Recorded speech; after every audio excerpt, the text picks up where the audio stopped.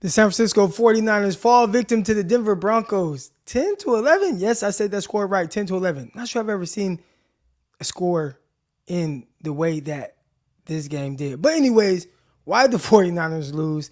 How did it happen? Some bright spots, man. We're going to bring some positivity to all this. All right, there are some bright spots, some things to look forward to, and also how the 49ers kind of get out of this run that they're in offensively. We're going to talk about all that and more right here on the San Francisco 49ers Morning Show.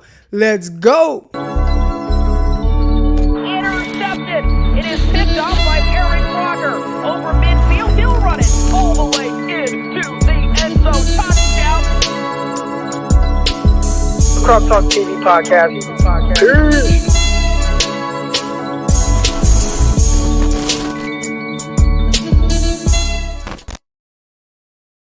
Welcome to another episode of the San Francisco 49ers Morning Show. I am your host, former NFL and AFL defensive back, Eric Crocker. And we're here, man. We're here to talk about the 1-2 San Francisco 49ers. Definitely didn't see this one coming. Tough loss on the road in Denver. We're going to get into all that and more. But first, as always, make sure y'all tune in to Locked On 49ers with myself, Brian Peacock. And I know y'all listen. All right, shout out to everybody that listens to Locked On because our numbers are really good. I think all of last year, we got to over 3 million listens and downloads. Over 3 million downloads, right, last year. This year, we've already surpassed that. So we're doing extremely well. Shout out to everybody that supports the podcast and listens in. All right, definitely want to thank all y'all. Underdog Fantasy, got it right there. Underdog Fantasy. Promo code Crocky. Download the app. If you're into it, only if you're into fantasy sports, if you're into player props, they can't say over unders anymore. Got to say like higher and lowers, but you know what I'm saying. The player props, all that stuff, touchdowns, interceptions. Listen, I got screwed over yesterday. I even took out insurance. Underdog Fantasy has this thing now you can take out insurance. So you only need like if you're off one, you still win. So I had 3 player props.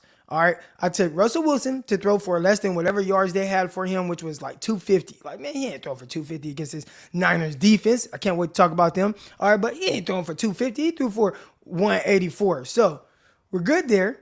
All right, I took Deebo Samuel's receptions. The over-under, or higher lower, was 5. So I'm like, yeah, I just need Deebo to get 6 catches. Well, he had like 5 in the first half. He didn't have another one. And then I took Jimmy Garoppolo's touchdowns, 2. And when he started off the game, threw a touchdown first quarter, I'm like, whoo, this is money in the bag. I'm finna get this money. Finna get this money from Underdog Fantasy, all right, using promo code Crocky. But I didn't because Deebo never had another catch.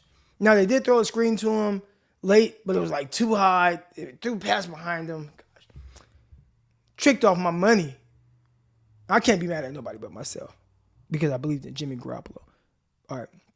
And we're going to have to continue to believe in him and to get this whole thing turned around. All right, but shout out to everybody in the chat right now. I see everybody going up. We got the Flames coming in. 49ers Lakers, man. Shout out to my 49er Lakers out there.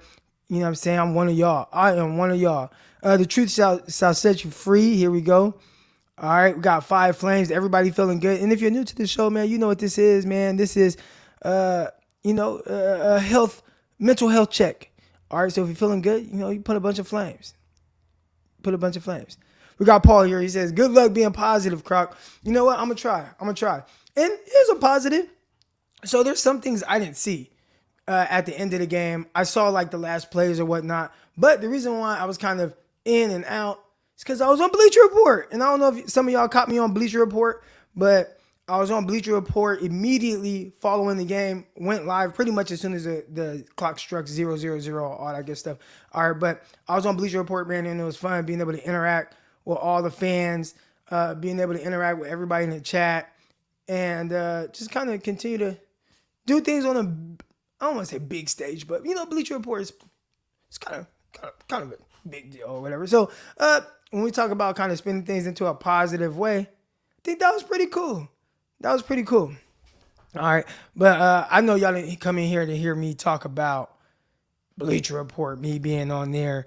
So let's talk about this game and let's talk about some positives. That's what I think we should do, right? Like when you wake up in the morning, I feel like you should start off with some positive. I'm so happy. I'm blessed. I just woke up. I feel alive. You know what I'm saying? We'll start off with some positives. Not like, man, I got to go to work. Man, I got to do this. Man, I got to brush my teeth. I don't know if y'all look at brushing your teeth as a bad thing. I don't, but maybe some people out there do. All right, but start off with some positivity to get our day going. All right. How many of y'all, I'm married, right? Happily married. You know what I'm saying? Going on 7 years. And my day, even with my wife, whatever, it's always better when you start off with just, hey, babe, I love you. I love you too. You know, give me a hug. Give me a hug. Let me rub on your booty. You know what I'm saying? All that stuff, right? Like, just start off with some positivity and then just see how the rest of your day goes. And I bet it'll be pretty good. It'll be pretty good. All right, so we're going to start this show off with some positivity. All right, and before we get started, man, hit that like button, hit the subscribe button, all that good stuff. But some positives. Because I know, trust me, we're gonna get to some real stuff. But D'Amico Ryan. Let's start off with a positive there. D'Amico Ryan's his defense, one, he's had the best defense in the NFL right now. And I remember early on last year, I thought he kind of coached well. And I can see, what's the game plan? Is he adjusting? And his initial game plans typically were really good early on, even when sometimes they weren't getting the best of results. As the season went on, obviously you realize right away, like, dang, this is a high-level coach. And he continued to coach at an extremely high level. And he continues to coach at an extremely high level, only giving up 11 points. Matter of fact, he didn't give up 11 points. His team gave up, technically, 10. I mean, they gave up a touchdown and a field goal. All right, one touchdown, one field goal. And they were holding on for dear life. And I'm like, man, I don't know how much longer this team can hold on. How much longer can this defense hold on? They're doing everything they can to stop an offense that has the potential to be explosive. Now, the Broncos haven't seen it yet. They've scored 16 points, 11 points. So offensively, they definitely have not gotten the production out of this season early on that they would like to. But they are okay. Like, whatever. You go out there, you're D'Amico Ryans. He did a really good job. All right, let's talk about what he's done defensively as far as yards go. Now, Denver Broncos, they had 70 plays. That's been the 49ers over the first couple of weeks, where the 49ers are running more plays. The 49ers gave up 261 yards. All right, so that's not bad at all. You give up 261 yards a game, you're probably going to have the number one defense in the NFL. 3.7 yards per play. All right, 160 passing yards. When you factor in the sacks, 160 passing yards. Sacked 4 times. Now, here's where the 49ers kind of, didn't have their way as much as they probably would like. They gave up 101 rushing yards. Now, that's on 33 attempts. So we're talking about 3.1 yards per attempt. So, yeah, they give up 100 rushing yards, and they probably want to keep that number below that. But 3.1 yards per carry. That lets me know, man, like, the defense is flying around. I think it was clear out the jump. They're trying to check down. I remember starting off, Russell Wilson completed 2 out of his first 3 passes for 3 yards. I mean, defense flying around. They were hitting, and I thought they did that all game. Now, this NFL versus NFL. So are you going to just hold a team and just not give up anything throughout the entire game? Most of the time, that's not necessarily. There's going to be something that happens. And there were some times where the Broncos were able to rip off a couple runs. And they at one point had the 49ers off balance. Matter of fact, I believe the drive that they had the 49ers most off balance, I don't even think the 49ers gave up points in that drive. I think they ended up getting a couple sacks or something like that and get them out of field goal range. So, yeah, 49ers, man, the defense, D'Amico Ryans. I wanted to come on here first and foremost and give D'Amico Ryans his flowers and start off with some positivity because he's been lights out as a coach. And for all the questions on the other side of the ball, the offensive side of the ball, the quarterback position, whatever else, we don't have questions about this defense. At least not yet. I haven't seen any flashes of having any type of questions. So give D'Amico Ryans his flowers. He has his 49ers defense playing lights out. 49ers have the number one defense in the NFL, and D'Amico Ryans is behind that. And he got somebody really helping on the back end. There are some players on the 49ers that you just expect to do well, and that's Nick Bosa. He got another sack in this game. I think he's 3 for 3 right now. So Nick Bosa, okay, yeah, we know he's going to do his thing. But there were a couple guys who I thought did some really good things. One, Ebicam, I thought coming off of the edge, his get off was good. Hand usage was good. He's pushing the quarterback off of his spot. Ebicam did a really good job. But I think the guy that continues to stand out, and it's like, is he for real? Oh, I think he is for real. Tyler Noah Hufanga. He came into this game as the second highest graded safety in the NFL, according to PFF, right? And again, how much do I believe that PFF knows exactly what they're talking about? I don't know. But one thing I do know is they grade everyone the same. So they're grading Hufanga the same way that they're grading other safeties around the league, and he's graded now as the second highest safety in the NFL. He's doing something right. He's playing at a high level. And he continues to flash. We all thought he'd be a liability in coverage. Haven't seen it. Now, I know what's going to happen. There's going to be one play where maybe he is a liability in coverage. People go like, see, that's why they should have had somebody. No, Hufanga has been lights out. He's been lights out in coverage. He's made plays on the ball. He has pass breakups. He has an interception. And him at the line of scrimmage. Matter of fact, I almost feel like there's two Talanoa Hufangas out there because every time I look on the back end, he's making plays. Then next thing I know, I look and he's making tackles for loss. He's making tackles around the line of scrimmage. He's chasing guys down with pursuit from the back side. And I'm like, man, this guy is everywhere. I swear it feels like there are two Talanoa Hufangas out there. All right. So another guy wanted to come out here and give his flowers. So if y'all join in late, what's going on here is we're going to start with a little bit of early positivity. We're going to start with some positivity before we get into the, the stuff that gets our blood boiling a little bit. But D'Amico Ryans has his defense playing lights out. He's a tremendous defensive coordinator, doing a really good job. Talanoa Hufanga had to give him his flowers. Special teams, they were lights out. Special teams was lights out. They did a really good job with punt coverage. Shout out to the kicker, punter Wishnowski, excuse me. He did a good job. They pinned some guys in. Samuel Womack made an amazing play on punt coverage as well. And I did want to get into Samuel Womack because I'm watching the game and I see Deommodore Lenoir make a tackle, but I didn't even think like, oh, why is Deommodore Lenoir in there? I didn't even think that. And when I saw it, I'm just thinking, maybe it's dime or something. Well, no. Deommodore Lenoir started at the nickel spot. And that was definitely something that, I don't know about y'all, but I wasn't expecting to see. I thought Samuel Womack had it locked up. And I actually tweeted this out. I said, matter of fact, let me read my tweet just so that I don't butcher it. All right, we talked about this a little bit on Locked On 49ers last night as well because a certain special person kind of responded to my tweet. But I said, so my guy Darius Butler is on NFL matchup on Sundays. He's on Pat McAfee's show. He's been on, man, you can find Darius everywhere, man. He does a great job. Make sure y'all, if y'all not following Darius on Twitter, follow Darius, man. He does a really good job breaking stuff down. Everybody comes to me like I'm the DB guy. Darius Butler, like, that's the real DB guy.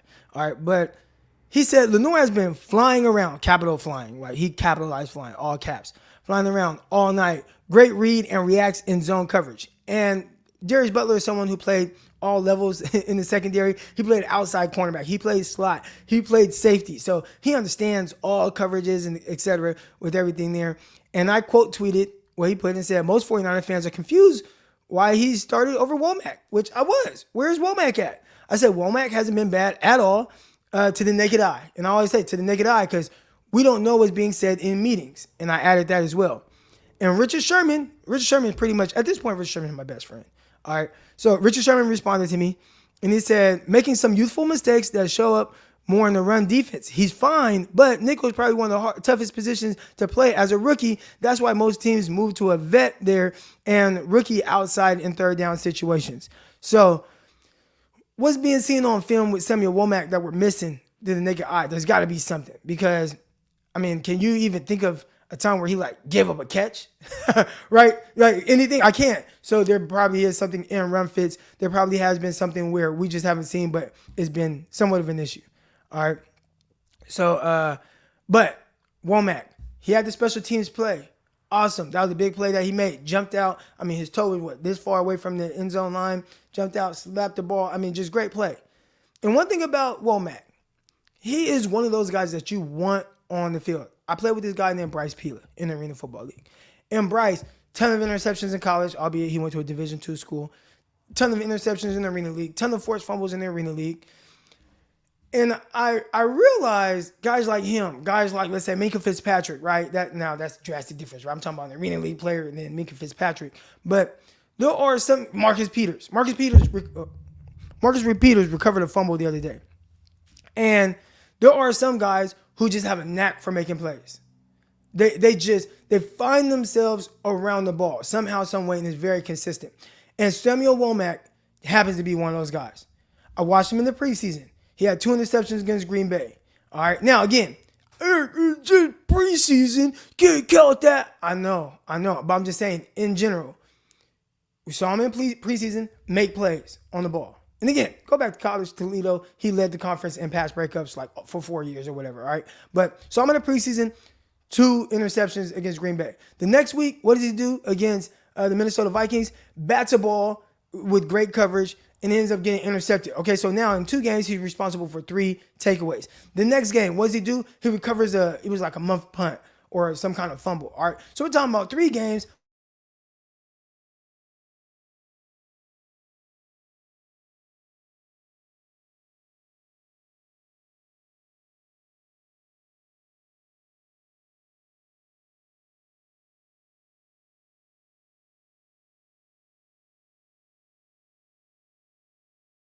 Early on in the. All right, am I back? I don't know what just happened, but I think I'm back. Y'all let me know if I'm back. Give me the thumbs up. I know I see my guy froze. I see that. But am I back, though? Am I back? Should be back. All right, I'm just going to go off as if I'm back. All right, yep, I'm good. All right, so I watched him in this game. First of all, you see the play on the goal line, special teams. That's awesome. Playmaker, of course. Well, he didn't really play defense, but he finally came in, and I noticed him. Because I just know, I noticed how guys they put their uniform on, what they look like. So right away, I look and I'm like, oh, that's Womack in the right corner. So what's going on with, they're missing Travarius Ward, who also had a good game, but they're missing Travarius Ward, and he's not in there or whatever. Womack's in there. Playing cover 2. I see him outside shade, get hands on, kind of watch the guy, then rally down on the check down to the flats. What does he do? Come in, boom, punches the ball out. And I'm just like, well, of course he punched the ball out. He's a playmaker. He's a playmaker. Now, the 49ers didn't get the ball back, unfortunately. But that's the ability. You want that guy on the field. So shout out to Samuel Womack. Shout out to Deommodore Lenoir. Because I know when it's like, man, the rookie come in, like he's the starter, you can kind of, I don't want to say get down on yourself, but kind of go through the motions. Lenoir didn't. Womack, I hope he doesn't. But I think both of those guys potentially can be starters in the secondary. So I don't know when. We'll see here's something to keep an eye on. They paid Travarius Ward. So he's going to be here at least 1 more year, most likely 2 more years, right? With the way his contract is structured. Emmanuel Mosley, who's playing extremely well, is a free agent. Will they say, you know what? We really like Womack on the outside. We like Deommodore Lenoir in the slot. We know, obviously, Womack can play in the nickel. Do we want to let Emmanuel Mosley walk instead of paying him big money and have this rookie Samuel Womack start at corner next year? Keep an eye on that. All right, that's something that I'm curious to see. All right, but anyways, again, like I said, man, I want to come in here and talk about some positivities. And we started off with D'Amico Ryans. I think he's doing an amazing job as a defense coordinator. Don't let what's going on offensively overshadow what D'Amico Ryans is doing as a defensive coordinator. He has been amazing. Hufanga, he continues to shine. He's playing at an extremely high level, and everybody's taking notice. Everybody's taking notice at what this guy is doing right now. We thought he'd potentially be a liability in the back end. He has not. He's been excellent on the back end, and he's excellent around the line of scrimmage. And the way he's making plays, running around, flying around, it feels like there's 2 number 29s out there. All right. Samuel Womack, talked about him. Special teams, they were great. Now let's move over to the offensive side of the ball and who did well. It's kind of a short list. All right. No, it's not a short list. We're going to throw some names out there. 1, Jeff Wilson. Jeff Wilson ran the ball extremely well. All right. 12 carries, 75 yards. Felt like he should have had more carries, but it is hard. And we're going to talk about this offense, all right? But when you go 1 of 10 on 3rd down and you don't get your first 3rd down conversion until, late in the 4th quarter? Because I was so confused. I saw the stat come up on the screen. I'm like, there's no way the 49ers are 0-8, 0-9 on 3rd down. The 49ers were 0-9 to start the game on 3rd down. And when I say to start the game, I mean, we're talking about heading into the 4th quarter, like in the 4th quarter. You have not converted a 3rd down. So it's hard to really get the run game going consistently, right? Because you got to continue drives. And if you're not doing that, And now, maybe you're just winning on every first down, every second down. I don't think that's the case when you look at the numbers here. 49ers only had 52 plays. So that's tough, especially when you have a running back who's kind of cooking. Jeff Wilson ran the ball extremely well, 12 carries, 75 yards. Let's give him his flowers. All right. And we got Eddie. Eddie says, no, it's him Funga. Now, great show, Croc. Appreciate it. All right, we're gonna start calling him him Funga. All right, talking about Tyler Noah Hufunga. All right, him Funga. But Jeff Wilson, awesome job. He's running extremely well. Yeah. I'm not even going to respond to that message. Somebody got to be trolling in there. But he's running well. He's running hard. He's decisive. He's hitting the holes. He's ripping off big runs. He's doing his thing. All right. Deebo Samuel, 5 receptions, 73 yards. I'd say kind of laid a stinker in the run game. And the Broncos said, hey, we're going to go out of our way to make sure that he did not hurt us in the run game. So 5 carries, 6 yards on the ground for Deebo. But through the air, 5 catches, 73 yards. 1 catch away from really helping me out with my money. All right. And I'm not going to put the blame on him. Put the blame on Jimmy Garoppolo. All right. But Brandon Ayuk, I wanted to say a positive, but Ayuk had 3 receptions for 39 yards. And I feel like all 3 receptions were in like first and second quarter. After that, nah. Matter of fact, hold on. Jeff Wilson, he did fumble at the end of the game. So, and I remember last week I was thinking about it, and I'm like, man, Jeff Wilson, he's been doing a really good job protecting the ball. And if y'all remember, some of these people that might not remember this, but Jeff Wilson had fumble issues early on in his career. Do y'all remember that? Maybe y'all don't remember that. All right. But yeah, early on, Jeff Wilson, he used to fumble the ball too much. So fumbled on that last drive. Not good. Not good. But anyways, Brandon Ayuk, 3 catches. And I feel like they were all in the first and then early in the second quarter because I don't remember seeing them after that. Now, he did have Patrick Surtain on him. And I saw somebody in here say, man, coaches be lying. You can't believe anything they say. Talking about Patrick Surtain not playing. Now, I never saw, and I looked for it because everybody was like, oh, Patrick Surtain, he's out, he's rolled out. I looked for that. I never saw that. I never saw anything that said that Patrick Surtain is out. Everything I saw was just, oh, he's questionable. All right. Maybe somebody said it. Maybe a coach said it. I don't know. But I know one thing. Stop trying him. Stop trying him.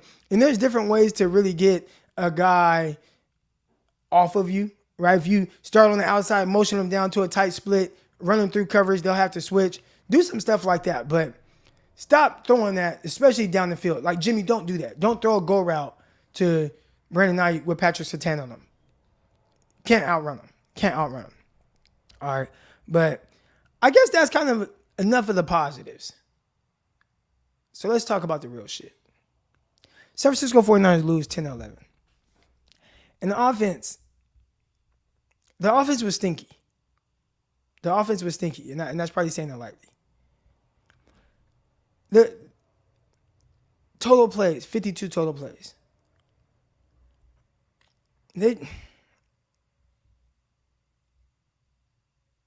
49ers had 3 turnovers, 2 fumbles lost, an interception.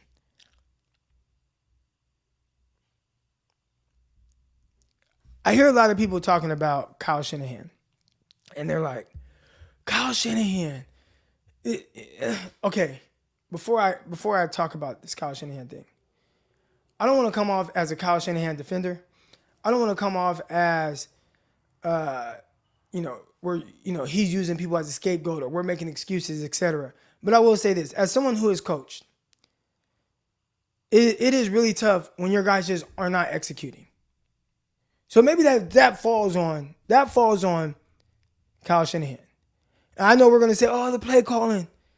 If there's anything that I have a gripe with Kyle Shanahan about, it's probably his conservativeness. Because there's 2 times where in the moment, not hindsight, not seeing how the game turned out, in the moment, I'm like, you got to have a little bit more balls than that. You got to put your nuts on the table, man. My dad used to tell me that, right? My dad, rest in peace, Brian Crocker.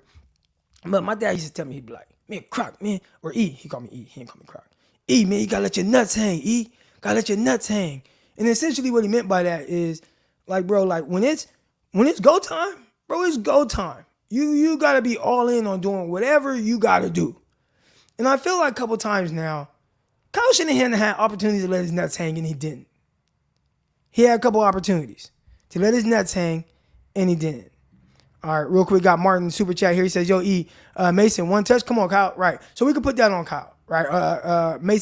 Jordan Mason only getting one touch, 7 yards on that carry too. So, look, I'd have a hard time running Jordan Mason because he wears one glove and then tape on the other fingers, and it's like I'm confused with what's going on there. Just like, hey, you and that nastiness, man. Just stay over there until you put another glove on or something. All right, I'm joking, kind of, but you gotta let your nuts hang when stuff gets real. All right, when it's go time. My dad, he was a gangster.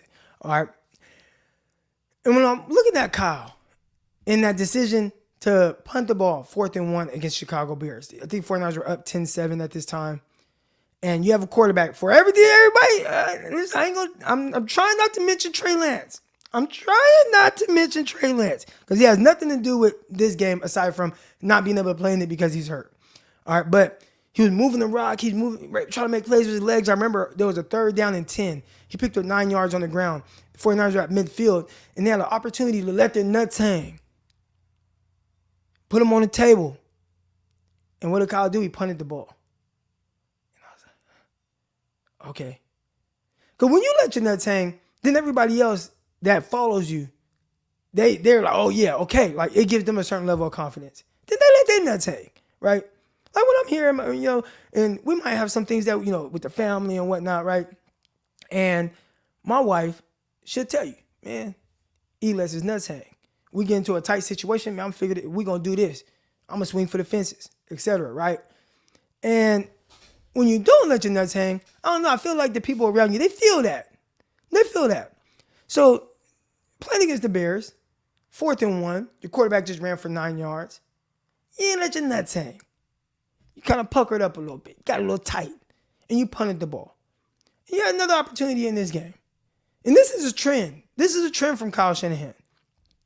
But you had another opportunity in this game to let your nuts hang. And you have 4th and 1. And you elected to kick the field goal. Now, I put it out on Twitter because I get it. You kick the field goal, you make it. Awesome. That's great. It's been a defensive battle, whatever. But how long can your defense hold on for dear life? And I feel like, we need to really put our foots on their neck.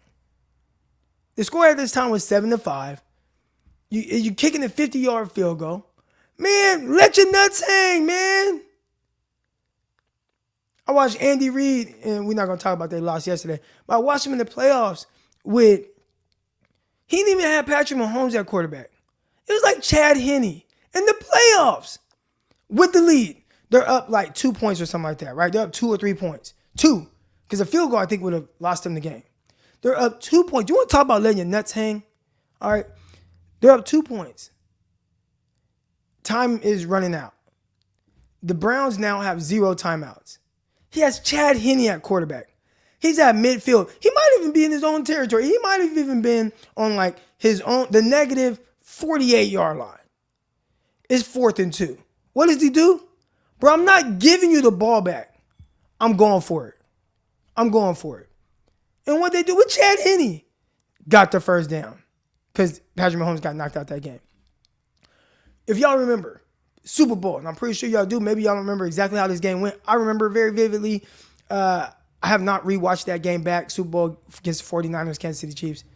But they have 4th and 1. It could have just kicked the field goal. No. Finna let my nuts hang. Kyle, let me show you how it's done, Kyle. 4th and 1, we going for it. You know what I'm saying? And they got it. And that changed the dynamic of the game. Like those things. And I feel like Kyle, you know what I'm saying? If I have one gripe with Kyle, there is this certain level of he gets a little tight. And we talk about not being able to win the big game, etc. And I put a lot of it on Jimmy G in the sense of, hey, Jimmy, everything's not going to be perfect all the time. You just got to make a play, right? Like that's been my thing, right? Hey, man, like you've had leads, etc. And I know we're going to put it on Kyle Shanahan, but I just need my quarterback to make a play. But maybe Kyle gets a little tight somehow, somewhere. And that rubs off on everybody else, maybe. So, okay, so I'm not letting Kyle off the hook. But I will say this. he can only call plays. And that's one of the most frustrating things about being a coach. I can't go out there and throw the football for you. I can't go out there and play cornerback for you. Can't go out there and play safety. I can't go out there and block for you. Right? I need my guys to execute. And when it comes to play calling, a lot of times it's kind of there, but did the guys execute? And I thought that the 49ers definitely did a poor job at executing. That's on Kyle. And it's also on Jimmy Garoppolo. Because there was a lot of weirdness in this game. Now, I'm not going to be too hard on Jimmy G because, well, I mean, dude didn't get playbook until 2 weeks ago. Maybe there's a little bit of rest with the timing, etc. But there's limitations with Jimmy Garoppolo. We knew that. We know that.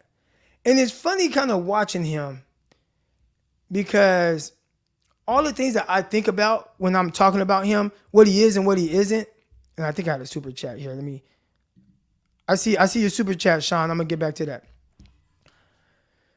All the things that I think about with Jimmy Garoppolo, and I watch him, and I'm like, I see it.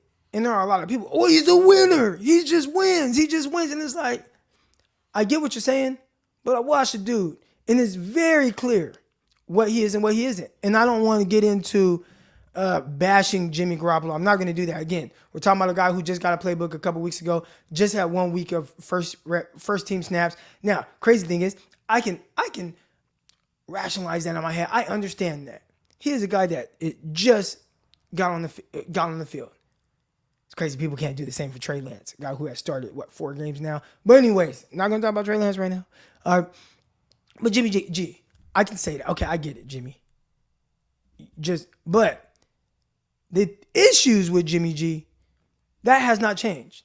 And I remember Jimmy Garoppolo, right, he's playing. People are like, man, he played in the game with one arm, and he had one arm and one shoulder, etc., right? Playing in the playoffs or whatever. Oh, he's going out there. I'm like, dude, if Jimmy Garoppolo can go out there and throw the ball, and it looks like Jimmy, then he should start. And what do you know? He's playing in these games. You could say his shoulder hurt. You could say his finger. But I'll tell you what. If you did not tell me his shoulder or finger hurt, I would say, it looks like Jimmy. The same throws he would make, he made. The same throws he would miss, he missed. It looked like Jimmy. Broken finger, whatever is going on, it looked like him. And when I watched tonight, that was my main takeaway. It looks like Jimmy. It looks like him. So I'm not going to complain too much, or I'm not going to cry. How do you get around it? Well, you just got to hope that he can play in rhythm. What's his biggest issue? What's the biggest issue that I complain with when it comes to Jimmy Garoppolo? I don't want to say complain with. One of the things that I have identified as something that you just got to accept this part about Jimmy. Jimmy plays, and I got a question from a guy. Here we go. Maybe I should bring this up. Let's see. Where's it at? You know, got a lot of tweets yesterday. So let's see if I can find it, because somebody hit me. And I quote tweeted what he said. Hold on. Here we go. All right, I'm going to share my screen real quick, just so we can, bring a little context to this, because I see a lot of y'all talking about Jimmy and whatnot, but we're going to bring some context to this. All right, so here we go. My guy Showtime says, is Jimmy allergic to the open receiver? I said, he'd be wanting to get the ball out of his hands right now. So really, however the play is designed and he can play in rhythm, he'll hit the open guy. But the later in the down he gets, I don't think anyone knows what he's going to do. And then I also followed up with that with something. All right. So I said, Jimmy Garoppolo's issues is not playing in rhythm or executing the play call. His issue is the stuff you can't account for. So when stuff gets real in the postseason and is great on great and he has to make a play, that's where the 49ers will be in trouble. Like, to me, I feel like that's extremely obvious. I feel like everybody knows that, right? So when you watch him and you see certain things and, off script throws and he's missed here and there, well, of course. Jimmy has always missed those. When is Jimmy the most effective? If Jimmy could drop back and however Kyle Shanahan designed the play for it to be executed and it's open right there, he'll hit the guy. But the moment that Jimmy Garoppolo has to, Kyle said this guy's going to be open and he's not open, what do I do now? That's when you're in trouble. with Jimmy. That's when you're in trouble. So when you draft a guy like Trey Lance, it's because I need a guy that can overcome those circumstances so I can win the big game. And when I say the big game, I mean like the biggest, because that's the 49ers' expectations, right? Super Bowl. How do you get your guys?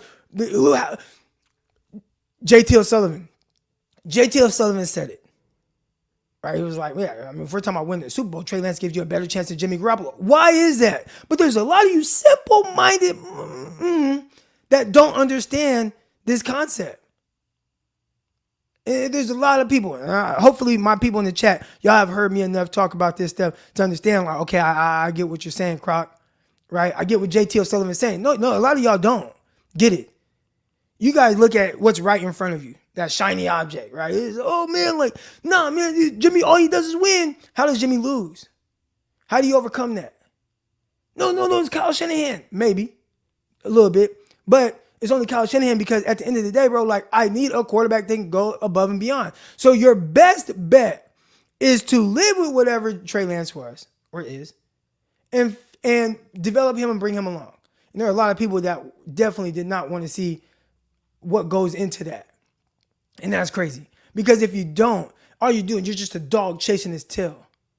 Right? It's like the person, and you got this weak ass job that you don't like. You know what I'm saying? You got the whatever job and you're not happy with your job. If you're happy with it, great. But if you're not, but then it's like, I'm not gonna put myself out there to try to do better.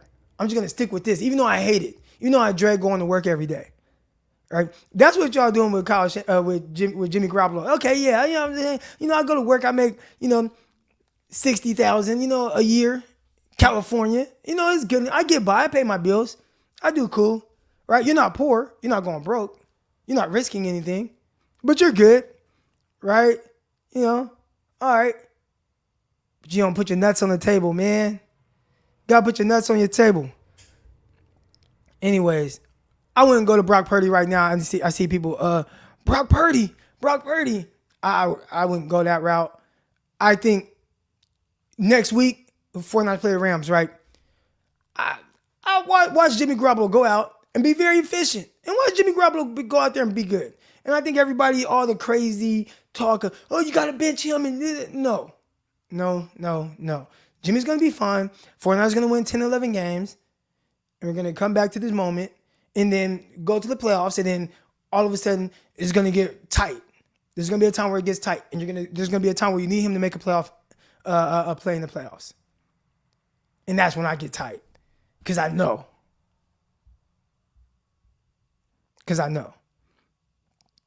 All right, here we go. We're going to invite some of y'all on now, man. Appreciate everybody that's in the chat right now. We got close to 500 of y'all. Hit the like button, hit the subscribe button, all that good stuff. All right, y'all can come on live. I don't think right now is a time to overreact. I mean, we've seen this from the 49ers before. It's funny, I just had a memory pop up on my Facebook, and I had said something about the 49ers being 1-2. This is from years ago. The 49ers were 1-2, and they ended up going off and being like, I don't know, it was something crazy like 13-3 or 12-4 or something like that. So this is not a time to overreact. We have seen the 49ers in this situation. We've seen them in this situation. It's early in the season. You got to rattle off wins. You got to go beat LA. And this is a one game at a time thing. This is a one game at a time. I know, Hicks. Listen, how are you so confident with 10 wins? 49ers will win 10 wins. They'll get 10 wins.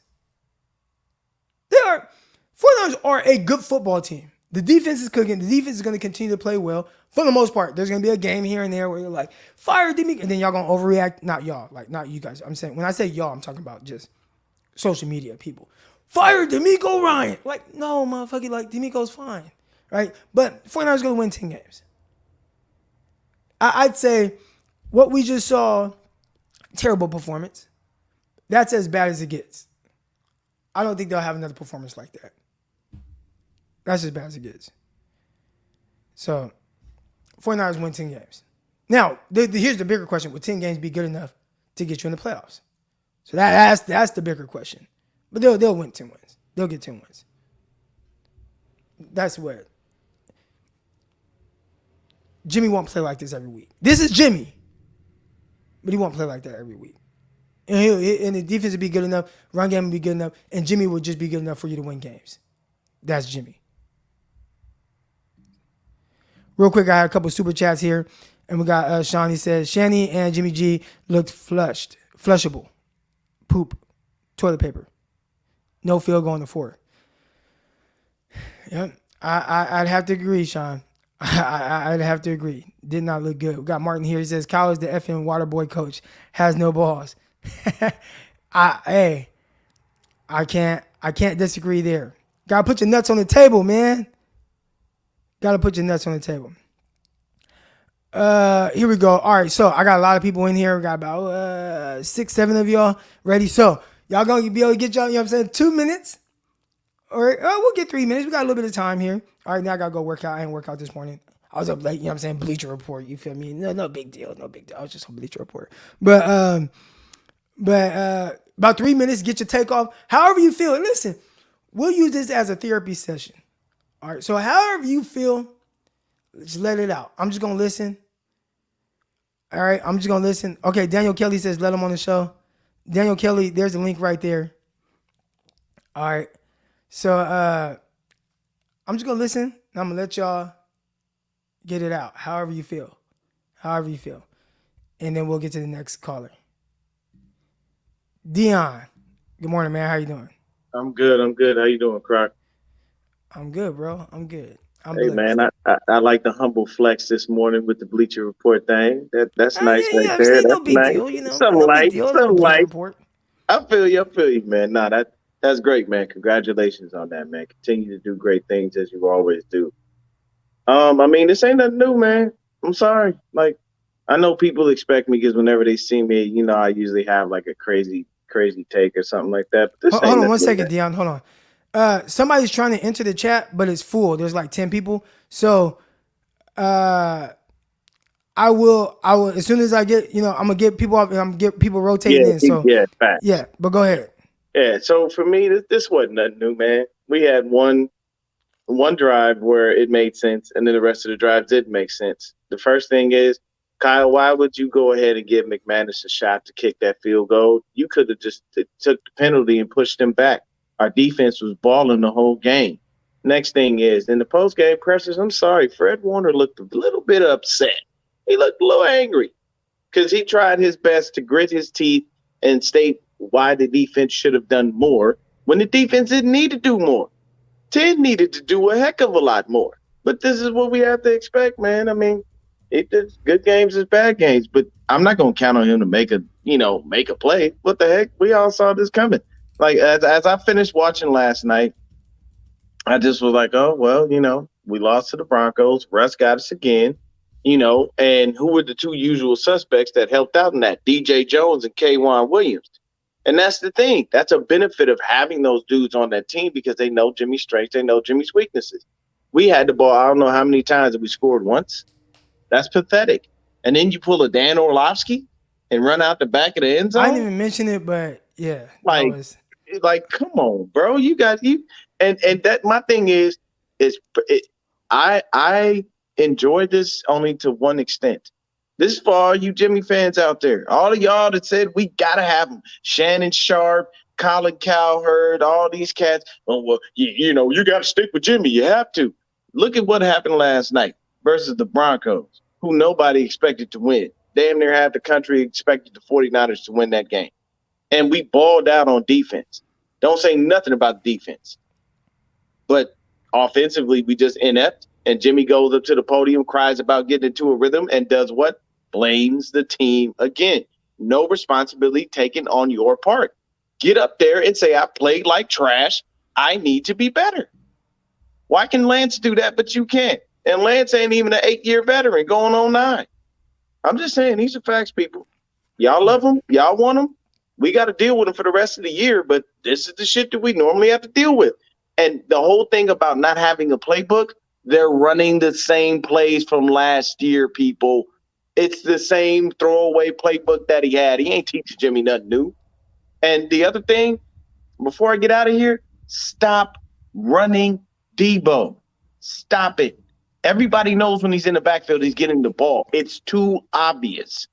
You have Jordan Mason, You have Marlon Mack and you have Jeff Wilson Jr. Why is Debo out there running the ball? Like, you're not making sense at this point. These are things that just happened that I saw, and I'm like, I mean, I guess if this is what we're gonna continue to do, easy does for other teams, and the defense out there balling, doing their Yeah, thing. they did their thing. It just sucks, man. That all that hard work they put in falls by the wayside because we got a quarterback that's just inept and can't do shit. But it is what it is, man. I'll let you get to the next person, Crocky. Nothing but love. Continue to be great. Continue to be amazing. Have a beautiful and positive day. Let that workout kick them endorphins in, baby. All right, man. Shout out to my guy Dion and Daniel Kelly. All right, listen, guys. Nobody else click this link. I'm finna post the link real quick. All right. Nobody else click this link. Dan, you click this link. Nobody else click the link. He thinks that he got banned or something. Like, no, bro, it's just full. I got 10 people in here. 10 people waiting right now. So that's all that is. You ain't get banned. You ain't get none of that. It's just once there's 10 people, it won't let anybody else click in. This is the first time. This didn't happen last time. Last time I don't know what you're talking about. But this time, yeah, it's full. I'm not going to lie. It's full. But if you go right now, you can get in. So we're going to see if Dan gets in here. It's up there. It's up. He's able to get in now. All right. We got Centennial G. Appreciate the contribution. He says, this is your king. Killmonger, you are going to learn. 10 points in the monsoon. Doom got a baseball inning score in the perfect weather. Trey's the future. Yeah. And again, I don't want to like prop up or, say this about Trey and then, oh, but Jimmy, you know what I'm saying? I don't want to make it about that. It's just what guys are and what they aren't, right? And the facts are, like, what we saw from Jimmy Garoppolo is more so what he is now. Again, there will be, he'll go out there next week and 49ers score 27 points. I wouldn't be surprised. But when you look at some of the limitations that he has, and maybe it's just getting the playbook, et cetera, we'll see. But some of the things I saw, I was just like, well, that's just kind of Jimmy. So we'll see how the 49ers work to overcome that. All right, but I appreciate the contribution. All right, Daniel Kelly, you're able to get in now. There's definitely space. I'm looking. There's 1, 2, 3, 4, 5, 6, 7, 8, 9. So there's one spot. There's one spot open for you. All right, here we go. Real quick, we got Terry Dome coming on. Good morning. How you doing? Hello. Please, by all means, Daniel Kelly, please come on in the room as Mississippi Mass Choir. For y'all that know a little gospel, y'all know, please, by all means, Daniel Kelly, we want to see you. Croc, what was that last night? Not a very good performance. Yeah. Okay. All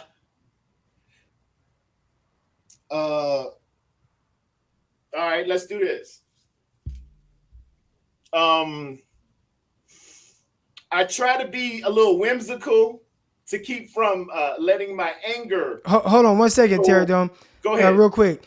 Daniel Kelly, I told you to click the link when I told you to. It's full again, so we'll see if he ever tries to get in there. But go ahead. Okay. Well, I try to be whimsical to subdue my anger sometimes. But I was watching it at the 911 center. I bought everybody chicken wings. I'm just going to watch the game and everything. And the movie, I felt like the movie that captured the moment. Remember on My Cousin Vinny, when the Ralph Macchio's friend got the lawyer instead of Vinny, and then he gets up and starts stuttering, and everybody starts laughing and everything. I felt like a joke last night with Jimmy G out there. I wanted to say, I want him, like the actor said on the movie. It got that bad. It really did. I don't know what was worse, Kyle Shanahan's play calling or Jimmy G's execution, and that's a toss-up. I think they go hand in hand. Right, because if your quarterback doesn't execute, which again, Jimmy just got a playbook, didn't whatever. I'll give him that. but just in the sense of like what actually happened, the execution wasn't there, and if the execution by your quarterback isn't there, then it's going to look a certain way on your coach, right? Let's say Jimmy throws the ball to Deebo Samuel when he's wide open down the right sideline. Yeah. If he throws it to him, he hits him, he's going to score a touchdown, right? We all saw that. He would have scored. Kyle is called a genius for being able to scheme guys open. But he doesn't throw it, and he throws a contested pass, then it's, oh, man, like play calling. See what I'm saying? So, like, that's kind of how I see that. But go ahead. What was running out of the backside of the end zone and throwing a pick six and injuring the premier left tackle in the game for an undetermined amount of time? What do you call that one? I call that trash. I ain't gonna lie. That was bad, man. But Terry, Dome, I gotta get you off because I got a bunch of people waiting right here in the chat, man. But I appreciate you coming on. Thank you, y'all. All right, here we go. We got Jedi coming on. Jedi, good morning. How you doing? Good morning, brother. Can you hear me? Yeah, gotcha. All right, man. Let me just make this short and quick for all the Jimmy stands out here. I heard what Kelly's a Jimmy stand. No more excuses, bro. Now I can get on Kyle and I can tell you how Kyle's a hedger and how the front office they like to hedge, and you can see the hedging and play calling sometimes because Kyle gets scared, but it ain't the day for that. I'm here to talk about Jimmy and his IQ. How come his IQ has never grown? He don't sleep, eat football. That's why. He has no football IQ. You know why Clark has no football IQ? Because football IQ comes in when you're at the back of the end zone and you know that the footwork has to be right on point. And you got to be able to either see something or get the ball out of your hands and kill the play because your IQ knows that I can take a safety or throw a pick six. That's football IQ, Clark. That ain't a lot of bunch of nonsense that I got to sit here and explain to people who know football. That's football IQ. Everybody, that's why they have it as a stat, as a measuring rating in Madden. IQ. Just intelligence. You've been in the same system 5 years.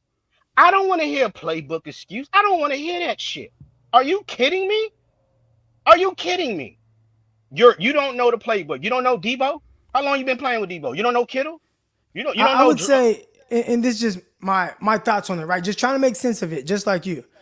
As it pertains to the playbook, I don't know if it's more so a Kyle and Jimmy thing as opposed to Kyle changing things for everyone else that have been practicing a certain way and a certain structure of the offense and then switching that on everybody. So maybe there's more that he can do. They had a week to revert back to what they had been doing for 5 years. I get you if this was Seattle. If this was the Seattle game, as Trey Lance just got hurt, and we've been doing this all week for Trey, and all of a sudden, oh shit, Trey down. Now we got to kind of revert. No, you had all fucking week. You had a week.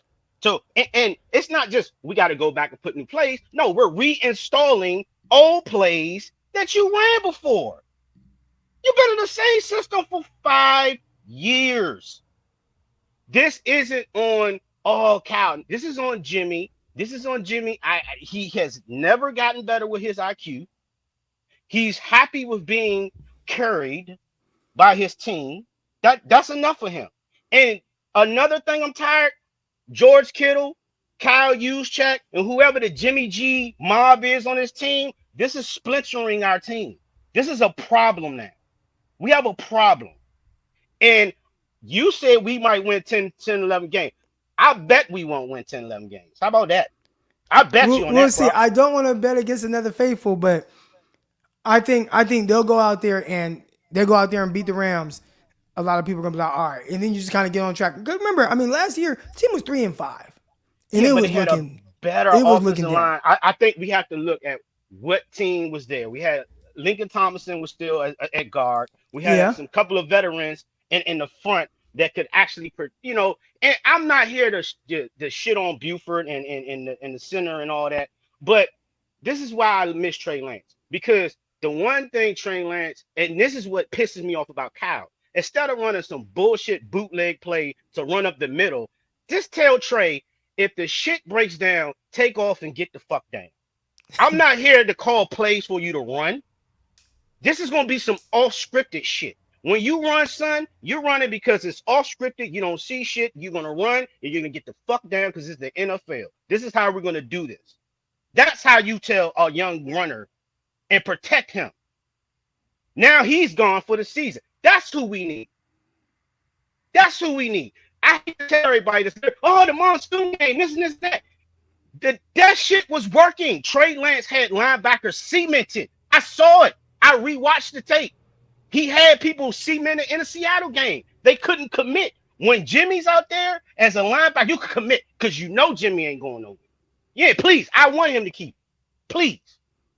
Jimmy, you can commit to the run. You can sell out because that's what Jimmy is. He's not. And you know what, Croc? Let me say something else. Even if Jimmy was, let's say, a pocket passer, Tom Brady's a pocket passer. It's a certain way he has learned how to maneuver himself within the pocket. It's not running, but it's a maneuverability within the pocket that can get him a lane open over linemen to throw a pass. Jimmy still hasn't learned that I have to move at times because DJ Jones knows. Sean, everybody knows who's a D tackle. Put your hand up. Just come up the middle. Put your hand up. He ain't moving. He's not going to move. He's going to sit right there, cemented footed. He's going to try to do some stupid shit over the middle. He's not going to move. It's almost like you don't even know your own limitations. Because when you start knowing your limitations, you start trying to be better with them and move. That's why I like Tom. Tom can move within the pocket. Even if it's not taking off and running, Tom can move. Tom not going to sit there and just let you get a clean hit. Tom's going to move. And then he's going to get the ball off. Jimmy ain't that. And all these stands, all these fake-ass media hype, you don't watch the team. People like Croc, Grant, and all these are the guys we watch because these guys do their homework. Shannon Sharp and whoever the hell, they not doing nothing. They hearing somebody else say something. I'm tired of it. This bullshit with Jimmy, it needs to end. This is why a lot of people, including yourself, Croc, including me, said from day one, we should have started the kid. We should have got rid of Jimmy. I heard you say, Croc, take your bow. Because all season, you're going to be taking your bow. Now, I know I went over my time, but I had to get it off. Have a good show, bro. Man, take all the time you need, man. Get that off your chest. I'm sorry, all you guys who are watching in the chat. I'm sorry, I apologize. Congratulations on the Bleacher Report thing, man. I hope you just keep doing great things. I'm getting off now. Y'all enjoy. Appreciate you, Jedi. All right, shout out to my guy Jedi. Yeah. All right, we got Medic Mike. Medic Mike, good morning. What's up? Jedi and Dion hit it on the head. I mean, they pretty much said everything. You did say Trey needed to start from the beginning, but you also said you were more confident with Jimmy of us making the Super Bowl. I said making the playoffs. Yes, yeah, I did say that. That's a terrible take, Croc. That's a terrible take. I'll eat that. Okay, hold on. I'm still confident in the sense of and again, I just said, I think 49ers win 10 games still, right? So I'm confident this is a 13-14 win team. 10 games ain't it. Well, I know, but I don't think we have a 13-14 win quarterback. But not right now. And why is that? You put it on the coach. Shanahan, you got your franchise quarterback hurt. Just like Jedi said, you don't have to run him. Your running backs were averaging 6 yards a carry because they have to respect Lance's presence on the field. They have to hold. They cannot just fire off. You don't have to run your quarterback. You're a running team. You like to run the ball. Lance on the field opens up the running game for your running backs. What are you talking? And then you go and get him hurt. Now you have Jimmy in here. Vegas odds go down. We feel more comfortable with that. Really? I'm glad Jimmy's in mid-playoff season form.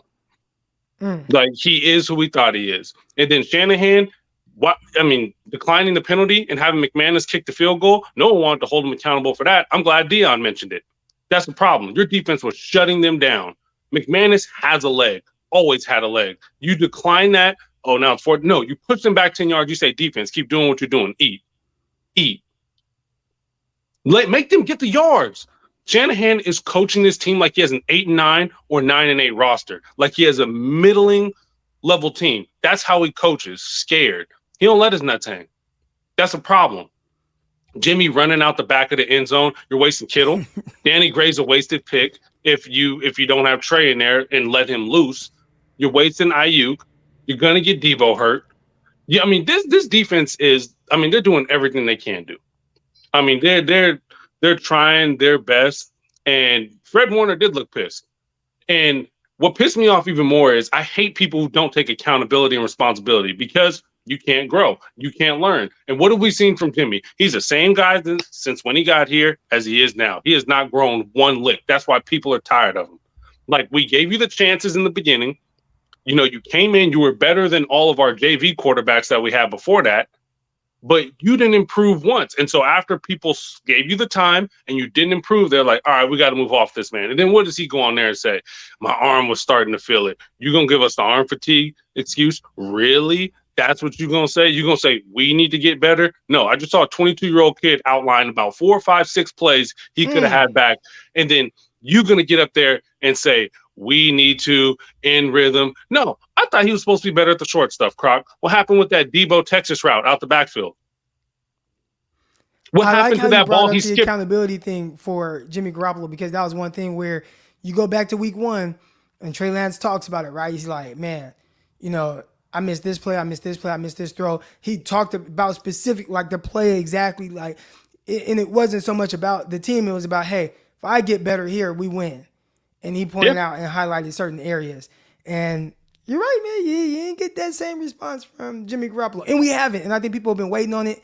And we've heard it from Trey, a young kid, in very limited starts on areas where he wants to improve. Haven't heard it from Jimmy. But I'm going to get you off of here, Medic Mike. I got to get the next caller on. We got a bunch of guys waiting. All right, Croc. Hey, like and subscribe for Croc giving us this room to vent our frustrations and get that out. Yeah, hey, get it off. Appreciate And I love it because, you know, I come on and I try to be like, you know, all right, guys, but y'all, like, get this off. Get this off. I like it. I appreciate it. Thank you, man. All right. Here we go. Coming on now. We got CJ.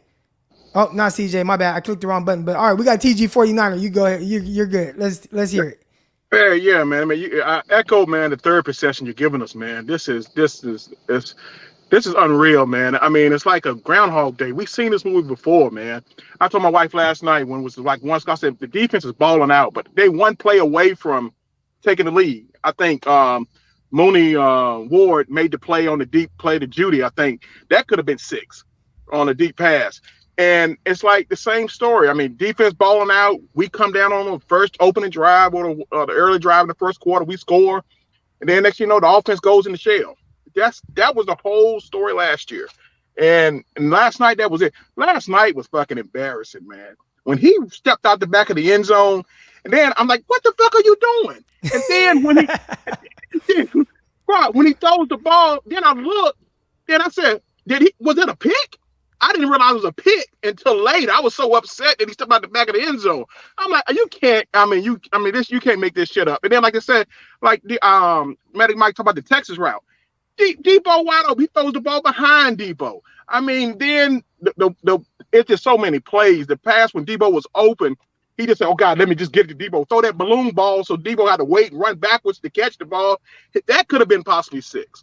It's just this is week 3, man. It's like, man, I got tickets to go to the Panther game. I'm like, oh my God, I got to see this shit in Charlotte, man. God.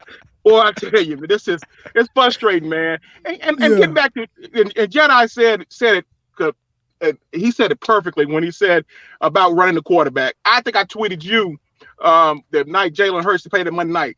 That's how you run your quarterback. You off-scripted plays, break the pocket, take off. That's how you run your quarterback. That's what you mean by a mobile quarterback, not running quarterback power or whatever. You can run the zone read, get to the outside, let them get down. I take big exposed to the big hits. But yeah, man, this is a frustrating game, and we have a Super Bowl defense. There's no question about it. A Super Bowl type defense, and to squander it on games like this, I mean, this is just so frustrating. Now, yeah, we got the Rams number. We may come back Monday night and beat the Rams, and we back on back in the game in a sense. But this was just frustrating to watch. Watch it. Yeah, this is terrible. All right, Croc, I'm out, man, and appreciate it, man. All right, appreciate you. Here we go. We got CJ coming on, man. CJ, good morning. Oh, hold on, CJ. Hold on. Because I got these super chats I keep forgetting to get to. All right, here we go. Real quick. Got Peachy. Shout out to Peachy in here from the Nitty Gritty Niner gang. She says, I wonder if Juice thinks that was Niner football last night. Right? You know, here's the thing. You got a kid, right? You got a kid, a 22-year-old kid who's figuring it out. And you would have hoped that people have his back same way they have Jimmy's back, who just put up 10 points. All right. And they hold them to the same standard, but somehow it's like, no, Jimmy's so much better. And it's like, is he? We're going to find out. We're going to find out. We're going to find out. All right, here we go. We got Gammon here. He says, nuts need to hang. Speaking from experience. I get it, man. Hey, listen. Gotta let him hang. And I feel like Kyle not really letting his nuts hang.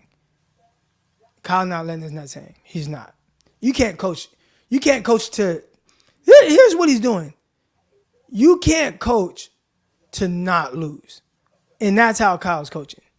So again, I talked about, the play calling, et cetera, whatever, but just in the sense of how he is coaching. You can't coach to not lose. And that's how Kyle's coaching right now. All right, here we go. We got CJ. CJ, man, what up? What's on your mind? What's going on, Croc? Can you hear me? Yes, sir. Gotcha. All right. Well, I took some notes after watching the condensed version of the game because I'll rewatch it just to make sure that I was right. I have a underthrow to Debo on a wheel route that he ran backwards and had to fall down to catch. That should have been a touchdown. I got Debo open when he threw a contested pass to Ayuk instead, and Debo had ran past the defense, and announcers had called it out on live TV and showed a replay of him being open. Which, real quick, hold on. I know you're reading off your stuff, so make sure you remember where you're at. So, my guy, Greg Pinelli, he comes on, we'll be on tomorrow evening, and he talks about the 49ers offense and kind of how it's ran, and a lot of offenses and how they're structured around the NFL right now. And they run kind of this triangle offense type thing. So sometimes I remember somebody in this chat was like, Trey Lance, he's staring down his receiver. And you actually might not be staring down the receiver. You might be staring down an area of where that triangle is being ran. So you might have 2 or 3 guys working a concept, and you're reading the concept, figuring out based off of maybe how the defensive look, who you have to throw to. So some people think he's staring at a guy, but he's really staring at a concept. All right. If Jimmy Garoppolo, and here's kind of my thoughts, right? Now I've talked about how I feel about him. When he can play with timing and rhythm, Jimmy's going to throw completions. But Jimmy is a robot. That's what he is. It's like, hey, Jimmy, throw the slant on this. And he's going to throw the slant. When it's not there, he kind of malfunctions.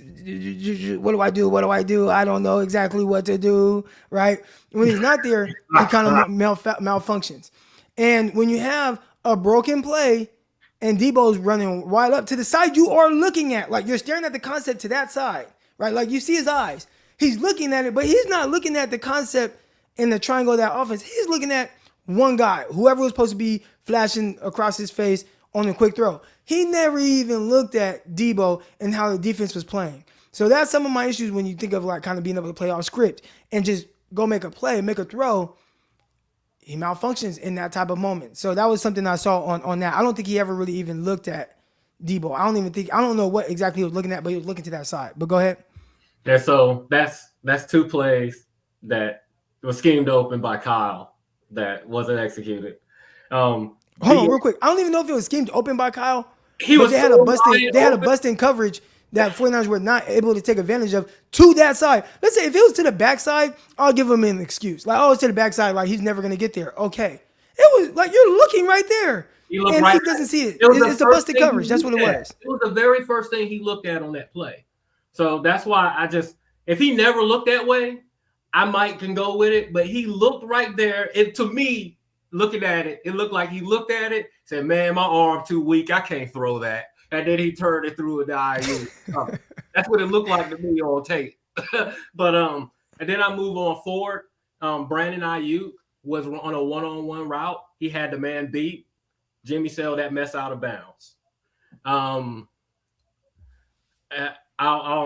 He fumbled a snap at midfield after a good Jordan Mason run for 7 yards. He fumbled the snap right on the ground. He, of course, ran out of bounds Dan Orlovsky style out of the back of the end zone. He missed 2 tunnel screens, one to Jennings and one to Debo. Both would probably have been first downs to keep drives going. And he also threw the triple coverage, threw that pass in the triple coverage to Debo for an interception on a drive that we needed to go score on. So saying Kyle is the blame for a loss here, I mean, I would argue to say Jimmy single-handedly cost us that game. I mean, he turned it over 3 times. He missed a Texas route to Debo that people have already talked about. And if you look on that play, if you snapshot that play where Debo was, he puts that ball right on Debo. There's probably 2 corners and a safety that were anywhere near Debo. I argue to catch. He catches that and runs 40 yards, 50 yards. And that's as late in the game. And we set up for a field goal at minimum to make it 13-5 and make this game almost out of reach for Russell. But what happens? He misses the throw. Russell gets back on the field. They go down and score the touchdown. I mean, and also, too, that defense, our defense would have got it more rest if he completes that Texas route to Debo. It's just, I don't know what people that are blaming Kyle for this loss. I just don't know what exactly you want Kyle to do there. Do you want Kyle to go on the field and complete these throws to wide open people that are schemed open? I mean, what Kyle could do with those 3 turnovers that Jimmy had in that game? What could Kyle do about that? And I just caution people to not go overboard on it. And then the last thing I got is, where the hell is Daniel Kelly? Daniel Kelly is a troll. Daniel Kelly is a liar. Daniel Kelly is really not going to come on this show. Daniel Kelly is going to make more excuses than Jimmy Garoppolo at the presser. I'm done, Croc. I appreciate you coming on, CJ.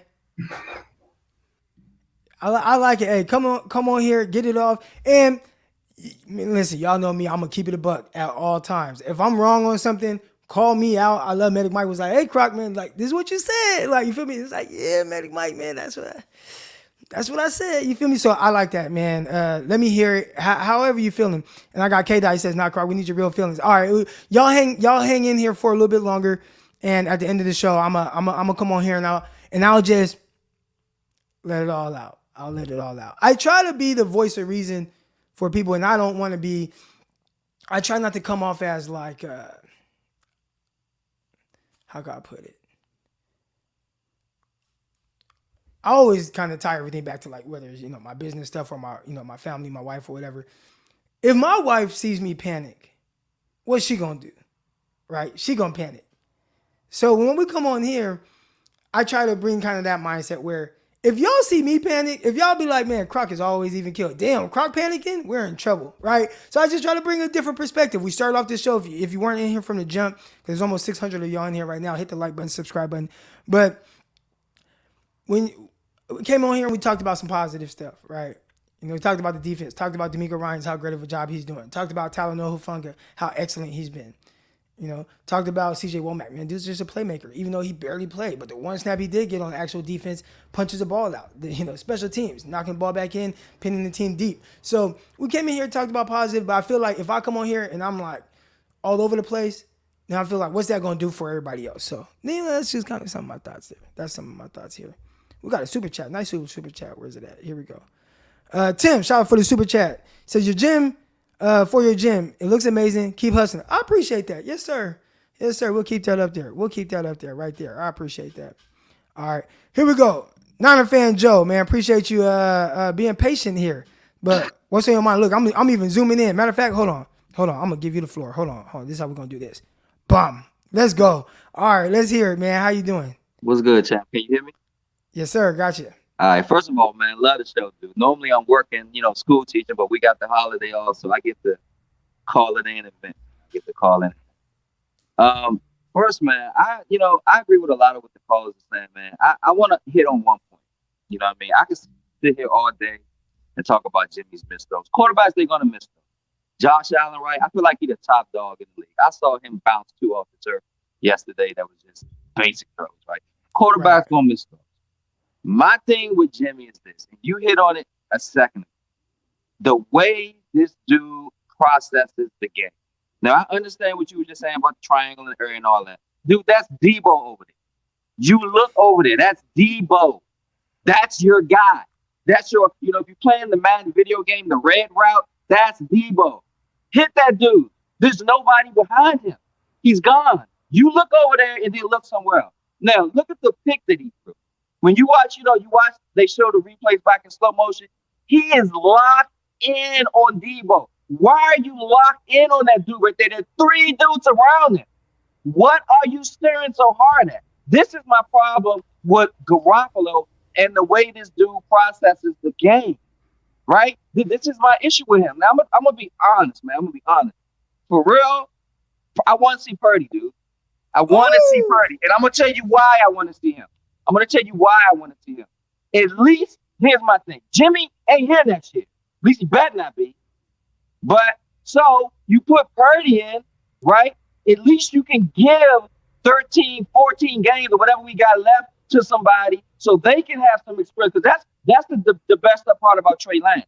We don't got this. Now we got to wait again. Can't get him on the field. Give your time to Purdy. I'm sick of the Garoppolo thing, man. We got the defense. Look, when the beginning of the year, I was like, you know what? We got the corners. If Fungus surprised me, I'm like, all right, this dude balling. I'm like, man, this D might be, I don't know, almost better than 17, right? All right, they can roll with Trey Lance. They can roll with that. Trey get hurt. God, man, get the time to Purdy, dude. Get the time to Purdy. Get Garoppolo out of there. Kyle makes some mistakes, dude. I'm DC. That's where I live at. So I've been seeing Kyle for a second. He makes some mistakes, but at the end of the day, I'm gonna go with Kyle. I want Kyle. I do want Kyle. Garoppolo, the dude gotta go, man. I'm watching the game. My daughter, my wife watching it with me. My wife gets so mad at me. She's like, stop confessing it. You confessing it's gonna happen. I know what I see. What real 49er fan did not know that game was gonna come down to that? When we did not put them dudes away. Just like the Bears game. When we couldn't get the guy, you know what's gonna happen. Garoppolo, man, this dude runs out the back of have you ever seen anything as stupid as that? And throw the pick on that. Yeah, I think that was the worst, right? Because we've all seen the Dan Orlovsky play. That's like boys club type stuff, dude. That's like boys club type stuff. I would rather see Purdy in there. I would. I'm sorry. It's a hard sell though because we got such a great defense. We have a championship defense, and you can't sell that to everybody. I get it, but the Garoppolo thing, man, I'm so sick of this dude, man. And then my man said it earlier too. Danny Gray is a wasted pick right now. Wasted pick. Jimmy G can't hit his zip code where we drafted him for. Jimmy can't throw that. That's a wasted pick. And then the Debo thing. Look, last year, why does Jimmy get so much credit for last year? People have caught on to Debo now. So they can defend that a certain way. I'm going to tell you something about Jimmy Garoppolo. You know when Jimmy Garoppolo is most effective? When he's not scheduled to start and then he comes in off the bench. When you got a week to play for Jimmy, you know how to stop Jimmy. Who does not know how to stop Jimmy? It's so simple. That was I've been around a long time, dude. I'm 51. I've been a Niner fan my whole life. That's some of the worst trash I've ever seen. For us to put that type of defense on the field, they gave up 9 points. 9 points. 9 points, man. It's like, we get past Kyle's scripted plays, Jimmy's done. You get past the script, Jimmy is done now. That's it. You know what I mean? If I got my mouth, I don't know, and I feel bad for Wilson. He had that fumbling, and I do remember, you're right. I remember in the beginning of his career, he was fumbling the ball a lot, but we kind of got over that, right? He was averaging like 5-6 yards a carry. We got to get Debo out there back. He should just pound the ball. That's some of my issues I got with Kyle. Why we not using our back a little bit more? Why we consistently putting Debo out there? Because let me tell you what, Debo getting up slower and slower too. Right? I'm like, it is so frustrating. It is so frustrating. And like, I'm part of the 49er faithful, right? And I hear you say it, and I get it. You know what I mean? I mean, 10, 11 Let wins. it out, man. Hey, this is a venting session, man. Let it out. 10, 11 wins. I don't see it. I don't see it. I see the Rams killing Garoppolo. I see the Rams killing him. and I see the defense putting up a strong effort, and then it is what it is. I just don't see the team. I'd rather see Purdy. I'd rather see Purdy. I would. I'd rather like what we saw Garoppolo do last night. That's something you would think Mr. Irrelevant might do. Okay? Oh, I'd rather see it from him. I cannot. That dude got to go. He got to go. And then I'm gonna tell you something else. I don't think I was listening to Kittle's interview last night. I can hear the frustration in the offense. I can hear it in their voice. I can hear it in it. And I get it, man, I'm sick of this dude. I am so sick. That dude, see the way, that's the thing they always say about Trey Lance, the process. You hear Phil Simpson when he get on there talking all that, the way they process. Jimmy sucks, dude. He's stuck. He is a back-up quarterback. I hate it when he got the $100 million contract. I hate it even worse now that he's still around. The dude sucks. You see this dude walking off the field smiling. He get up there with his little interviews, tucking on his thing, got his little quirky tick. It's not working. It's not working. And like I said, Kyle, man, we get Trey Lance back. Look, you got to do a third quarterback. You draft him. Yeah, he's going to run. He's supposed to run. I have no problems with him running Trey Lance. My only thing is the QB power. Can we attack the edge a little bit more? Can we do that? Because if you keep the biggest dudes on the field in the box, the QB power keep running. Why we got to keep running in the box? Every extension of the handoff, you got your boots, you got all that count is run. Play breakdown, all script. Trey Lance gives you that too. I just don't like so much the design QB power. That's my only issue with that. I don't know. He's supposed to run. I don't care if he run that joint 50 times a game, but stop running him to where the known 300-pound dudes are. Can we attack the edge a little bit more with that? But that's my thing, man. It's so hard. Because this D right now, I'm telling you, this D has the potential to be better in 2017. They do. I like our corner. And especially when where did Jimmy Ward get back?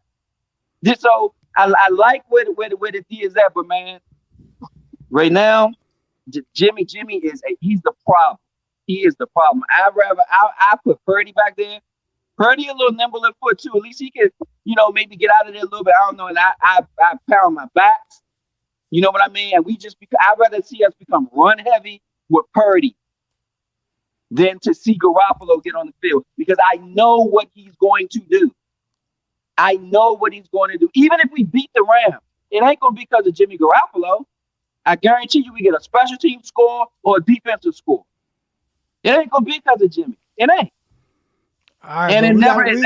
That's my thing, man. I'm sick of Jimmy too. I'm so sick of him.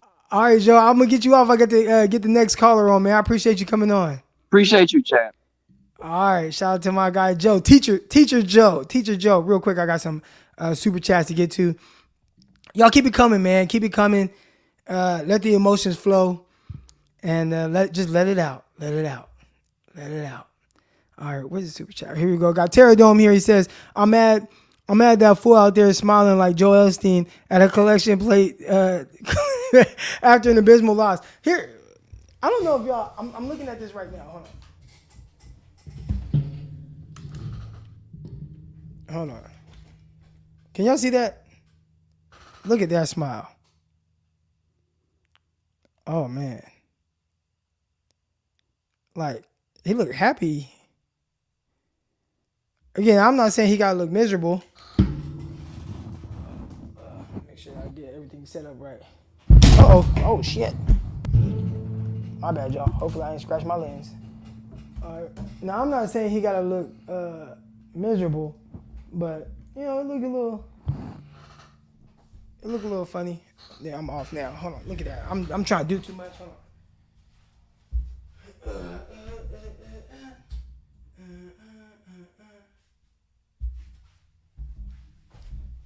All right. Oh, no, that's still kind of low. Hold on, y'all. Hold on.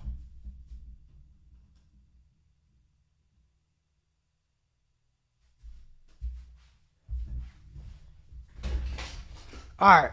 There we go. We back. All right. But yeah, he looked a little too excited. All right. Jimmy put up 12 points, not 10, in case maybe even 8. Right. Yeah. And we got a super chat from A-Man Rouse. Appreciate you, man. Appreciate you. All right, here we go. Here we go. Now, okay, so I know does he get paid for every start or does he get paid for every win? Because I know there is incentives in there. Hey, Rod, am I smiling too much, dog? Am I smiling too much? I'm smiling just because I like to hear everybody venting right now. All right, we got Lewis coming on. Lewis, what's up, man? Hey, what's up, Crocky? Good morning, man. Oh man, I'm good. How you doing, man? You good? I'm doing good. Remember, man, Burping last time I the was on the baby? show? Huh? I say you burping the baby? That's a newborn Remember right last time there, I was on huh? the show? My daughter was born versus the Chicago game. I was in the hospital last time I was on.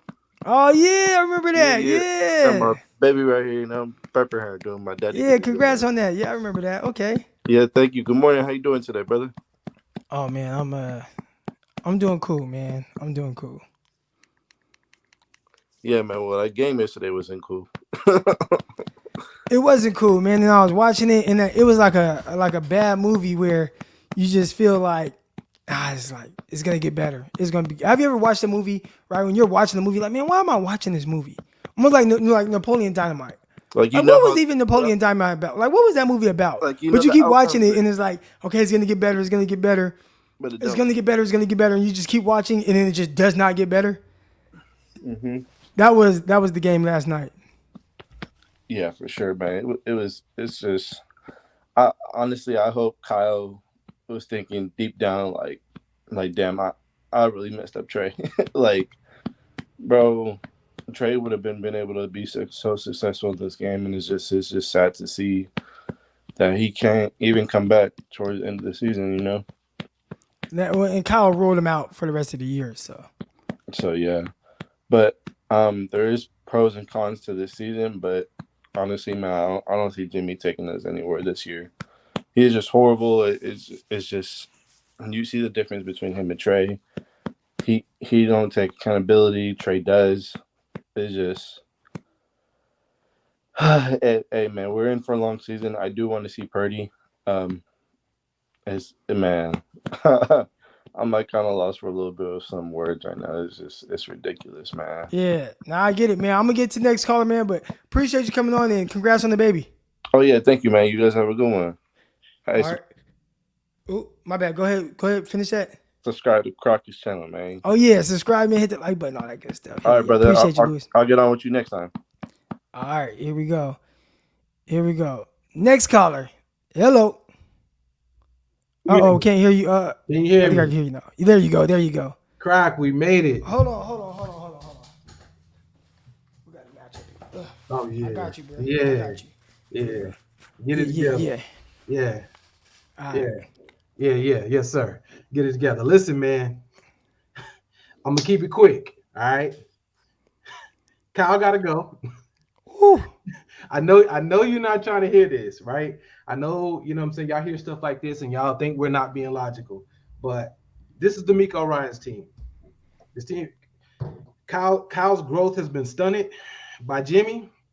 And do we give him another season? Like, do we give him this season and then do we wait for Trey to be available next year and then have to go through the growing pains of Trey potentially next year, and then we start losing players because contracts are coming up and we ain't gonna be able to afford to keep everybody? Like, do we stay in this space with Kyle for another 2 years now, this year and next year? We're not winning 10 games with Jimmy, bro. It's not happening. We're not winning 10 games with Jimmy. So Kyle has to go. This is D'Amico's team. It seems like Kyle and the team is teaching more about, like, hey, let's be good people. Let's protect our players, and like stunting these people's ability to be like emotional and be honest and be true. Like, they go up to the stand and they say all the right words all the time, but y'all aren't telling the truth. Like, Jimmy lost this game. Kyle lost this game. We know that Kyle can't go on the field and play, right? But he has opportunities to affect the game. I mean, everybody talked about the where he should have backed them up. Like, he should have backed them up and let the defense do their situation, you know what I'm saying, and take those 3 points away. I mean, like, realistically, 3 points, we win the game. I mean, I know that it was so early in the game that it's not necessarily enough to affect and like create the final result of the game. But like, if you just do simple math and subtract 3 points from this game, we win the game. Yeah. You know what I'm saying? So I mean, it's those opportunities. Why? I mean, people have already said this, so some of these things I'm just harping on. But why is Debo like? Why are you lining him up in the backfield and then literally handing him the ball? Like, why aren't you using him as a decoy? Why isn't it a thing where like you fake the handoff and then you go somewhere, you go elsewhere with it? Like, why are you being so literal? They know that, right? Then you line them up on the outside, and it's pretty obvious that like he's the number one target. Like it's the offense is way too predictable. I know you ain't trying to hear this Purdy stuff, but it's time for Brock Purdy. Like if we're gonna sit here and make these mistakes and have to go through these growing pains, like why not go through it with someone who NFL defenses and other teams have no information on, no knowledge on. Like I'm sitting here watching highlights of him from the 2020 season, and he can make all of the throws. He can surely make all of the throws that Jimmy can make, but he also can make throws outside of the numbers, and he can push the ball down the field quite a bit deeper than Jimmy can. So I'm like, the Ravens won a Super Bowl with Trent Dilfer. You know what I'm saying? So why is it that we can't get us a game manager who just doesn't turn the ball over and can occasionally make a bigger throw into the game and give him an opportunity? It's necessary, bro. Jimmy is not going to get it done. You say 10, I say 5.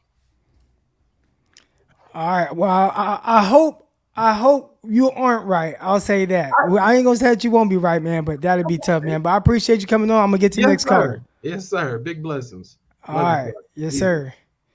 Woo. I hope the 49ers win more than 5 games, man, because that's going to be – listen, I just hope y'all stick with me throughout all that.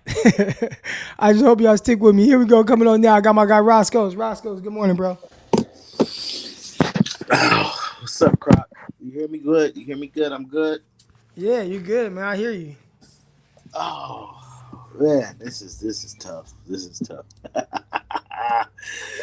This is tough, Croc. How's your Monday going? It's going good. Woke up feeling good. Edited a podcast for, my Locked On NFL Draft show. And then came in here and chatted with y'all. I just want to say, first off, shout out to the defense. Shout out to Bosa. Shout out to Warner. Shout out to Travarius. Shout out to Emmanuel Mosley. Of course, shout out to Talanoa Hufanga. Shout out to the whole defense. They did everything they could to win. The defense allowed 6 points. Jimmy allowed 2 points. Kyle allowed 3. So I'm going to say for that. This defense is flying everywhere. Like I said, this defense has a chance to be on the tiers of the Seattle and Broncos defense. I truly believe that because I truly believe this is probably one of the best secondaries we had since Deion and Eric Davis. So it's sad when you see the offense waste a dang near perfect performance from the defense. Now, I'm going to say this. People probably not going to like this, but I do think we can come out of this. If you can come out of 3-5, you can come out of being 1-2. 1-2 is not that bad. Now, with that said, that means Jimmy's got to play. Jimmy got to play better. And I just want to start with this. I partially blame Kyle. Now, I don't agree with the people who saying Kyle should be fired. No. You don't go to a Super Bowl and the NFC Championship just to be fired. I don't think Kyle's going to be fired. But I will say, this is partially his fault. He wanted to treat his quarterback like a running back. He wanted to be super ultra conservative with his quarterback, just like he was with RG3, very conservative. RG3, I believe, started the whole year and had the least amount of passing attempts. I don't know if Kyle can develop a young quarterback just because he don't trust him and he's way too conservative and he's not going to allow him to make mistakes. How can your quarterback grow if he's not allowed to make mistakes? Croc, in life, we all have free will to make mistakes. And then Not everybody, but a lot of us grow from those mistakes. And same goes with football. You have to be allowed to make the mistakes to get better from the mistakes. How can you learn if you're not making mistakes? So I think Kyle needs to have a heart to heart with himself and really be honest with himself and be like, look, I gotta open up the offense even if I have a young kid in there, and I gotta let that thing. You know how you say you gotta air that out. You know what I'm Yeah. saying? So that's I do have to place partial blame on Kyle, but as far as the game yesterday, I don't want to put too much on Kyle. I definitely thought you got to understand, you got to have trust in your defense. You take that penalty. I understand what he was doing. Trust me. When you get a 3 and out, you really want to take that opportunity to get that 3 and out. But when you have a defense like this, I think you got to put more trust in your defense and be like, you know what? Let's not give up any points. This defense is literally an elite defense, and I think they're going to have some crazy numbers this year if most players can stay healthy. So I definitely, that's probably the only part of that's like a 2% blame for him. You know what I'm saying? But overall, I thought Kyle, did dial up some good plays. But when you got a quarterback whose QBR is 14.2, that's what this QBR was yesterday, 14.2, it's only so much you can do. And then when your left tackle goes down and you got somebody like Jalen Moore who literally just wasn't ready, I don't even know if he probably didn't think he would ever get in the game or something, which is a terrible attitude to have. But that man was not ready. He was completely overwhelmed. And I think Colt McKivitz, he did all right. He did cool. But when Trent Williams went out, the offensive line broke down. But with that said, it's funny, bro. When they were showing the miscues on offense, when Chris Collinsworth was showing the miscues on offense, guess what all the highlights were, Croc? Tell me. I want you to tell me. Missed throws? No, it was Jimmy Garoppolo fumbling the snap. It was Jimmy Garoppolo running out of bounds for a 2-point conversion, which that could have been also a pick six, which is the wildest thing. It was either pick six or 2-point. I mean, the negative 2. Oh God, I hate this. And then interception, which he threw in like triple double coverage. All the miscues was on Jimmy, and of course, until the very last play where Jeff Wilson fumbled. But all the miscues is on Jimmy. That's your quarterback, Croc. That's your guy. That is your QB1. I'm just playing. Yeah, you sound like I just like to say that's your QB, because that's not mine. That's not my QB. Everybody in the chat, that's y'all QB. It's not my QB. But that's your QB too. No, that's not my QB. But yeah, Croc, it was complete. It was an embarrassment. This was worse than the Tennessee Titans game he had.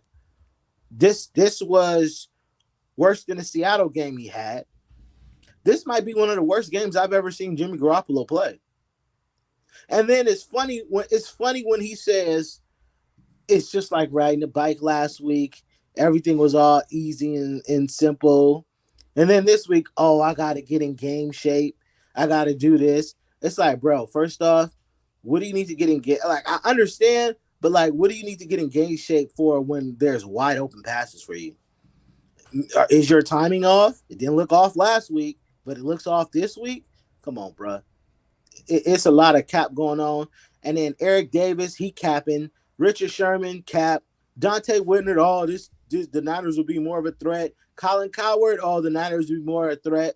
Bad guy, that cornball who wakes up at 5 a.m. worshiping Jimmy Garoppolo, he would come in our mentions. I mean, has he said anything today? He has me blocked. I love it. I'll tell you right now. Hold on, let's see. No, I think a lot of people cop and please right now. I think because somebody sent me a screenshot of him saying, I never said Jimmy was perfect. Or I don't know. He was saying something. This Rams fan, he said, I never bashed Trey. I have folks showing him screenshots of him bashing Trey. People cop and please today. It's a lot of silent Jimmy lovers today. A lot of silent Jimmy lovers. 49er faithful, I know it's hard right now. I know it seems like we may not make it out of this, but I truly think we can. When you got a defense like that, I think you can make it out of this. And I think the Broncos have a decent defense, and their special teams was elite against us yesterday. But I will say that I don't think the 49ers are going to score 10 points every game. I definitely think that there's going to be better coming out of this. I think the 49ers can definitely win 11 games, 12 games. Yeah. Okay, 10 or 9 or 10 games. but guys, just have a little bit of faith. We got to be faithful. That's part of our name. It's hard to be faithful when you got a quarterback who's got a QBR 14.2.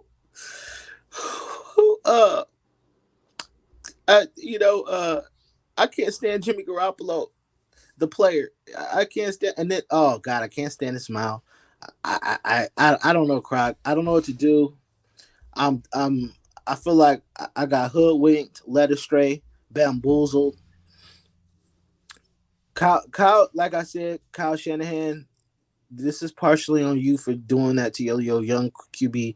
Wasn't purposeful, but it's just like, bro, you gotta have more trust. Croc, I'm gonna land my plane, but shout out to all the faithful. Have a little faith, and we're gonna have to 49ers country. Let's ride. All right, man. Peace out.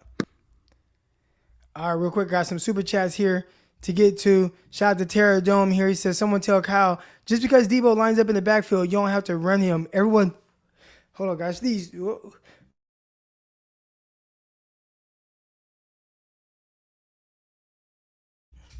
Ooh, okay. Someone tell Kyle, just because Debo lines up in the backfield, you don't have to run him. Everyone knows. You can motion him to receiver, mismatch versus linebackers, right? And we saw the mismatch versus linebacker one time. I think who did he beat vertically? Was it Chubb? I think he had Chubb on him. Somebody he had on him, right? He just beat a linebacker. So here we go. We got Gold Blooded here. It says, a lot is on Kyle. His run game is meant for a running back to hit the edge. When backs hit the edge, it spreads the D wide open. I don't know why that just sounds wild. All right. But opening up the middle of the field for Kittle and Debo makes life on Jimmy easy. Kyle lets run up the gut all day with Wilson. Maybe he doesn't think Wilson's a good outside zone runner. I don't know. I don't know the answer to that. I'm just trying to, kind of think of, why he would kind of do that. Right? Like, why would he do that? I don't know. Here we go. Got another super chat here from my guy, William. Says, Croc, what do you think the record is at the bye? Let's see real quick. All right. For another schedule. Let's see. Got to pull it up. Boom. All right. So the bye is week 9. All right. You got Los Angeles, Carolina, Atlanta, Kansas City, Los Angeles again. 49ers currently 1-2. So you got 5 games until then. Man, I'd say you hope you are 4-4 at that time. I mean, ideally 5-3. 5-3 realistically. Because it's gonna be tough. You got Rams twice and Kansas City. If you can get out of there with just losing 1 game, which again, that'd be tough. Can the 49ers win 4 out of 5 games? I mean, that's just, whew. I don't know. Here we go. The league has our number now. They know if they stop Debo in the backfield, they win. Simple. Kyle did all he can to hide Jimmy is over. I hear you. I don't know if they have the league's number. You just got to get Jimmy to see the field. Got to get him to see the field. All right, here we go. We got Pilgrim. Good morning. How you doing? I'm good. How you doing? I'm good. Good morning. Good morning. So I think a lot of this it just comes down to what you and Brian Peacock be talking about. You guys like the draft stuff a lot. And I think this team has been off ever since, like the front office really doesn't understand the value of a player and his position. You know what I mean? The way they treated Trey, they got so much invested in him. And I don't want to say they got him hurt intentionally, but it just goes to prove my point when you got 3 first-round picks in them, 3rd overall pick, right? When you knew the assignment was to get him as many reps as possible this season, right? Because you just told us in the offseason the reason why you got him, you can let go of Jimmy, who has, gets all these wins, is because he can't get it done, right? He's injury prone, he's this and that. So you go and tell us that you need to get Trey, but then you don't take care of Trey. And now you're leaning on Jimmy for 15 weeks plus the playoffs, right? It's just I kind of jumped around, but my point simply is that like the lack of 3rd round production, right? The lack of just the value of what a player means to the team. And I get that there's a locker room element. I do believe that. I think that coach sometimes foregoes the necessary things for the team. He wants to keep the morale high and all that kind of stuff. But once you went and got Trey, you basically told the team, hey, we're going in a new direction, right? And it's part of that nut hanging you was talking about.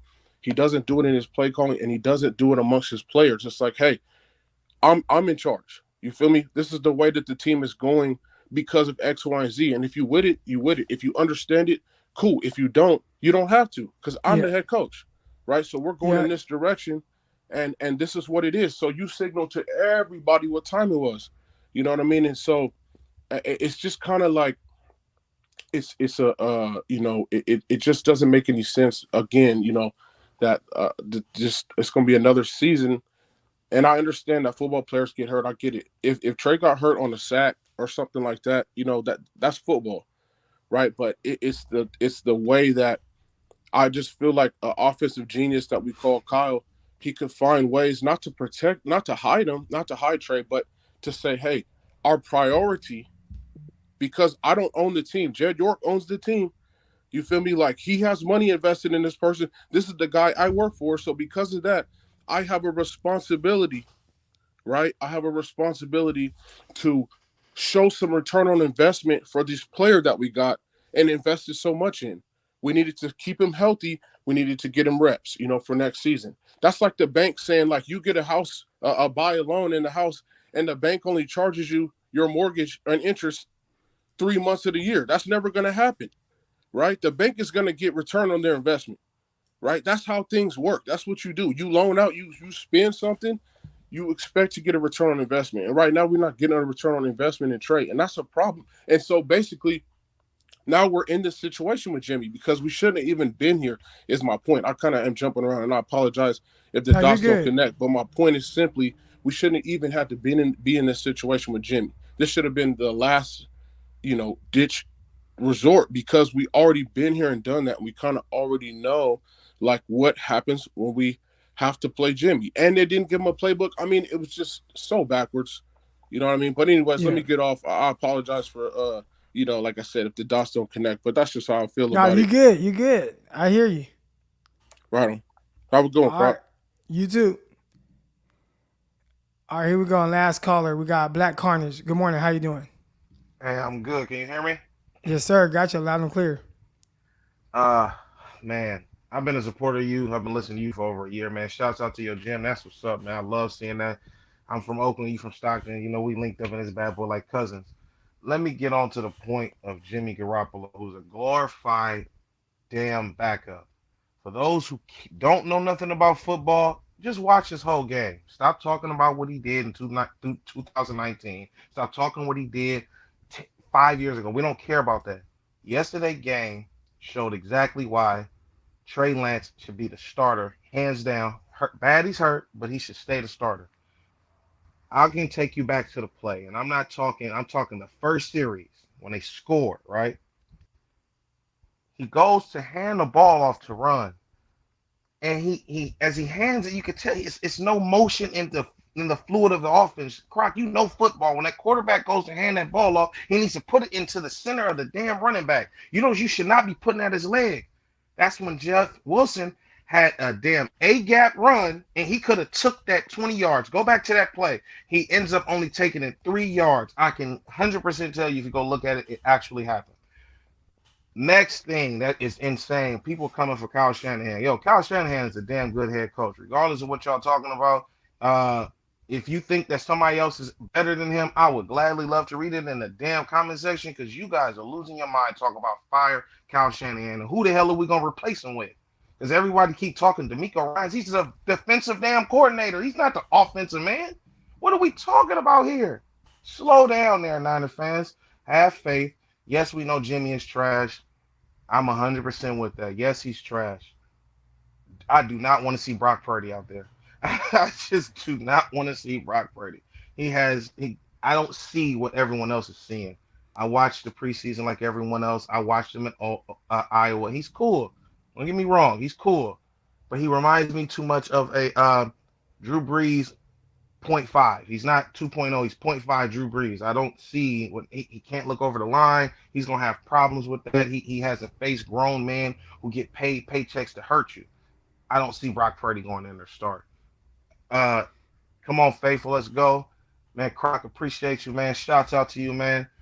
Yes, I sir. can't wait to see your gym really blow up, doggy. I think I'm gonna send my kids to you. I got the money to do it.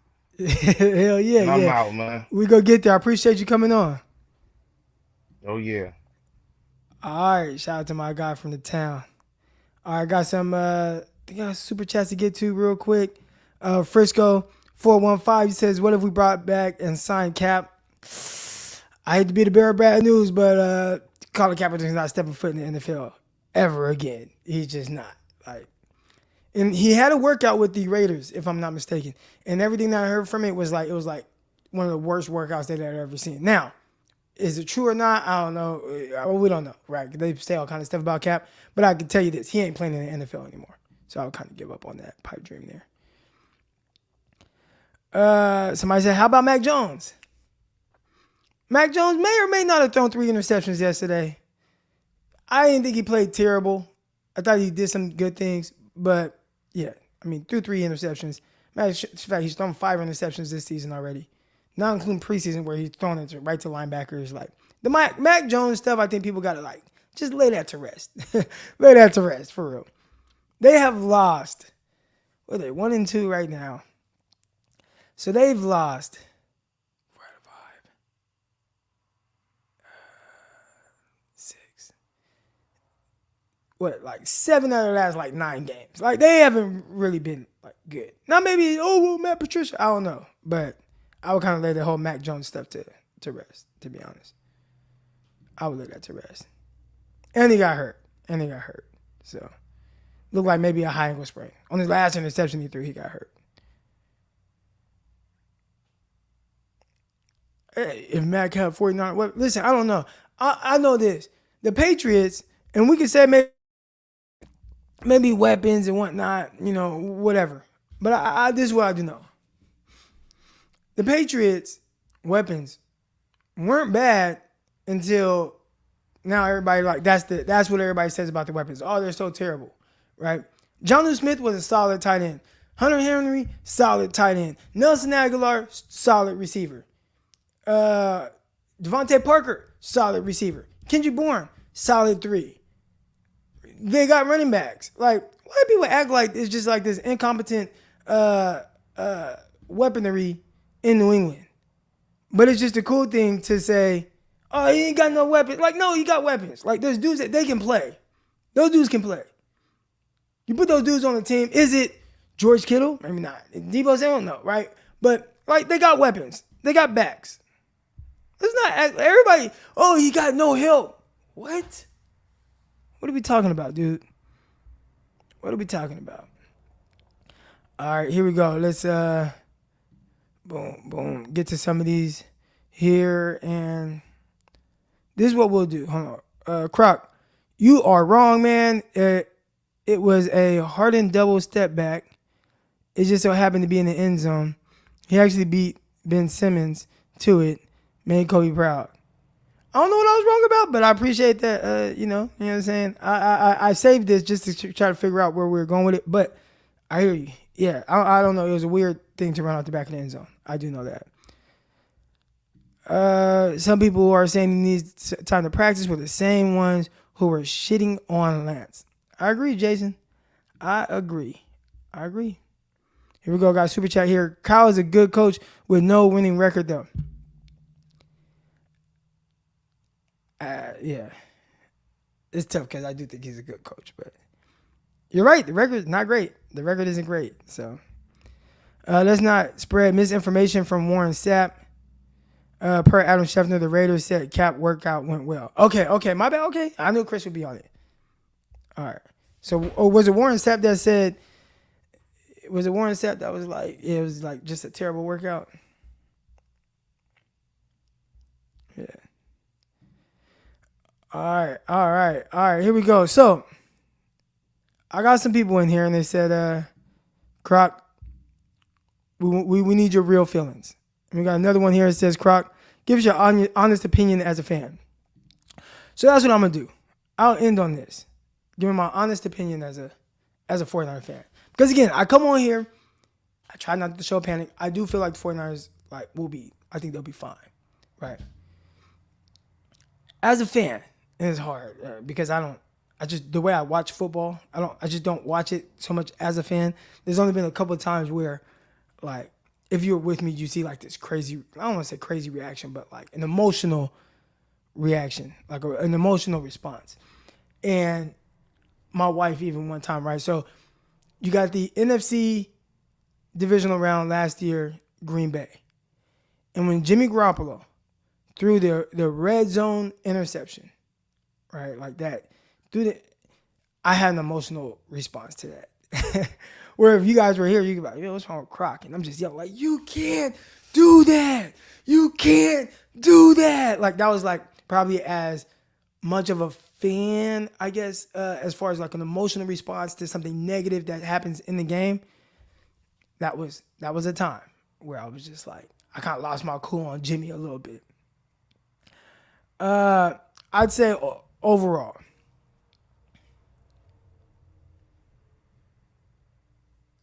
I don't think you're winning anything with Jimmy Garoppolo.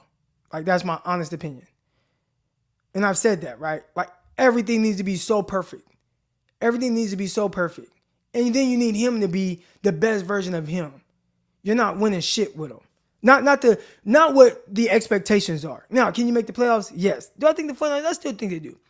But I don't have any expectations past that. Now, again, 49ers, I do feel like have a good team. And somebody was like, the Super Bowl roster, hell nah. Well, you look at the defense. It looked like a Super Bowl defense. And if you could just figure out how to, I don't know, keep getting the ball to Debo, keep getting Kittle more involved. Like, they got the guys. You don't got the quarterback. So that's how I really feel.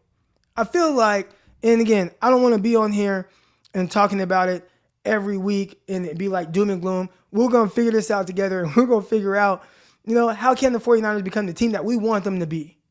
But overall, my thoughts, right? If this is a movie, now we're skipping ahead to the final scene. We're skipping ahead just to see how it ends.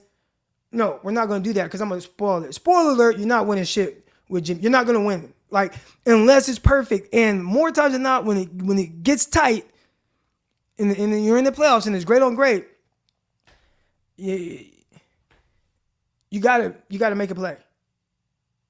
And Jimmy's not that. So that's how I feel. Jimmy's a solid quarterback. I think he's a solid starting quarterback. I think we saw the worst version of him Sunday evening. I think we'll see a better version of him throughout this year. But we're, spoiler alert, we're like, you're not winning anything with him. And I hate to be, pessimistic about it. I'm very much an optimist. But I just know what he is and what he isn't. And I've seen this story. We've seen it a bunch of times. We can say, oh, it's this. Or you could say, oh, it's Kyle. You could say, oh, well, Tartt dropped the interception. At the end of the day, Jimmy can't make a play when you need him to. So, yeah. That's how I really feel. It's going to be a solid team. We're going to watch them win games. 10, 11 wins. They're going to be a tough out for anybody. But it's going to crumble. It's going to crumble. Cap is a joke of a quarterback, period. I hear you. Anyways, man, I appreciate everybody in the chat right now. Somebody said, Croc, that's not honest. That's not honest? That's honest. That's honest. That's honest. Croc, you think we getting flexed out primetime this week? Is it a Monday night game? Because if it's Monday night, then you can't flex them. And I don't think it's Sunday night, right? Look at the 4-night schedule real quick. Yeah, it's Monday. So, yeah, no, you're not getting flexed out of Monday Night Football.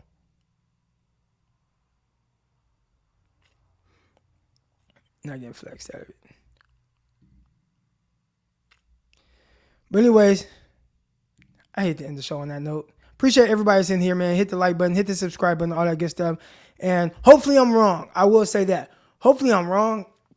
And hopefully when that moment comes, Jimmy says, F you, Croc. I can make a play in the playoffs when it's all on the line, when it's great on great. I can make that play, Croc, when you need it. Hopefully Jimmy says that. But I don't know. I think we've seen this story before. So I'm out. Peace. Intercepted. It is picked off by Aaron Crocker. Over midfield, he'll run it all the way into the end zone. Touchdown. Croc Talk TV podcast. Bro, my man ran out the back of the end zone. He ran out the back of the end zone and then threw a pick six. He ran out the back of the end zone, and then I'm watching it and I'm laughing, and people are like, "Why you laughing, Croc? You know, why you laughing, Croc? Is not funny." But like, it was just wild because he, like, in his head, like, he's still in play. He's still in play. Like, he has no idea. He is not even the least bit aware. Bro, you're out of bounds. He threw the ball. Oh my gosh. Intercepted. It is picked off by Aaron Crocker. Over midfield, he'll run it all the way into the end zone. Touchdown. Croc Talk TV podcast.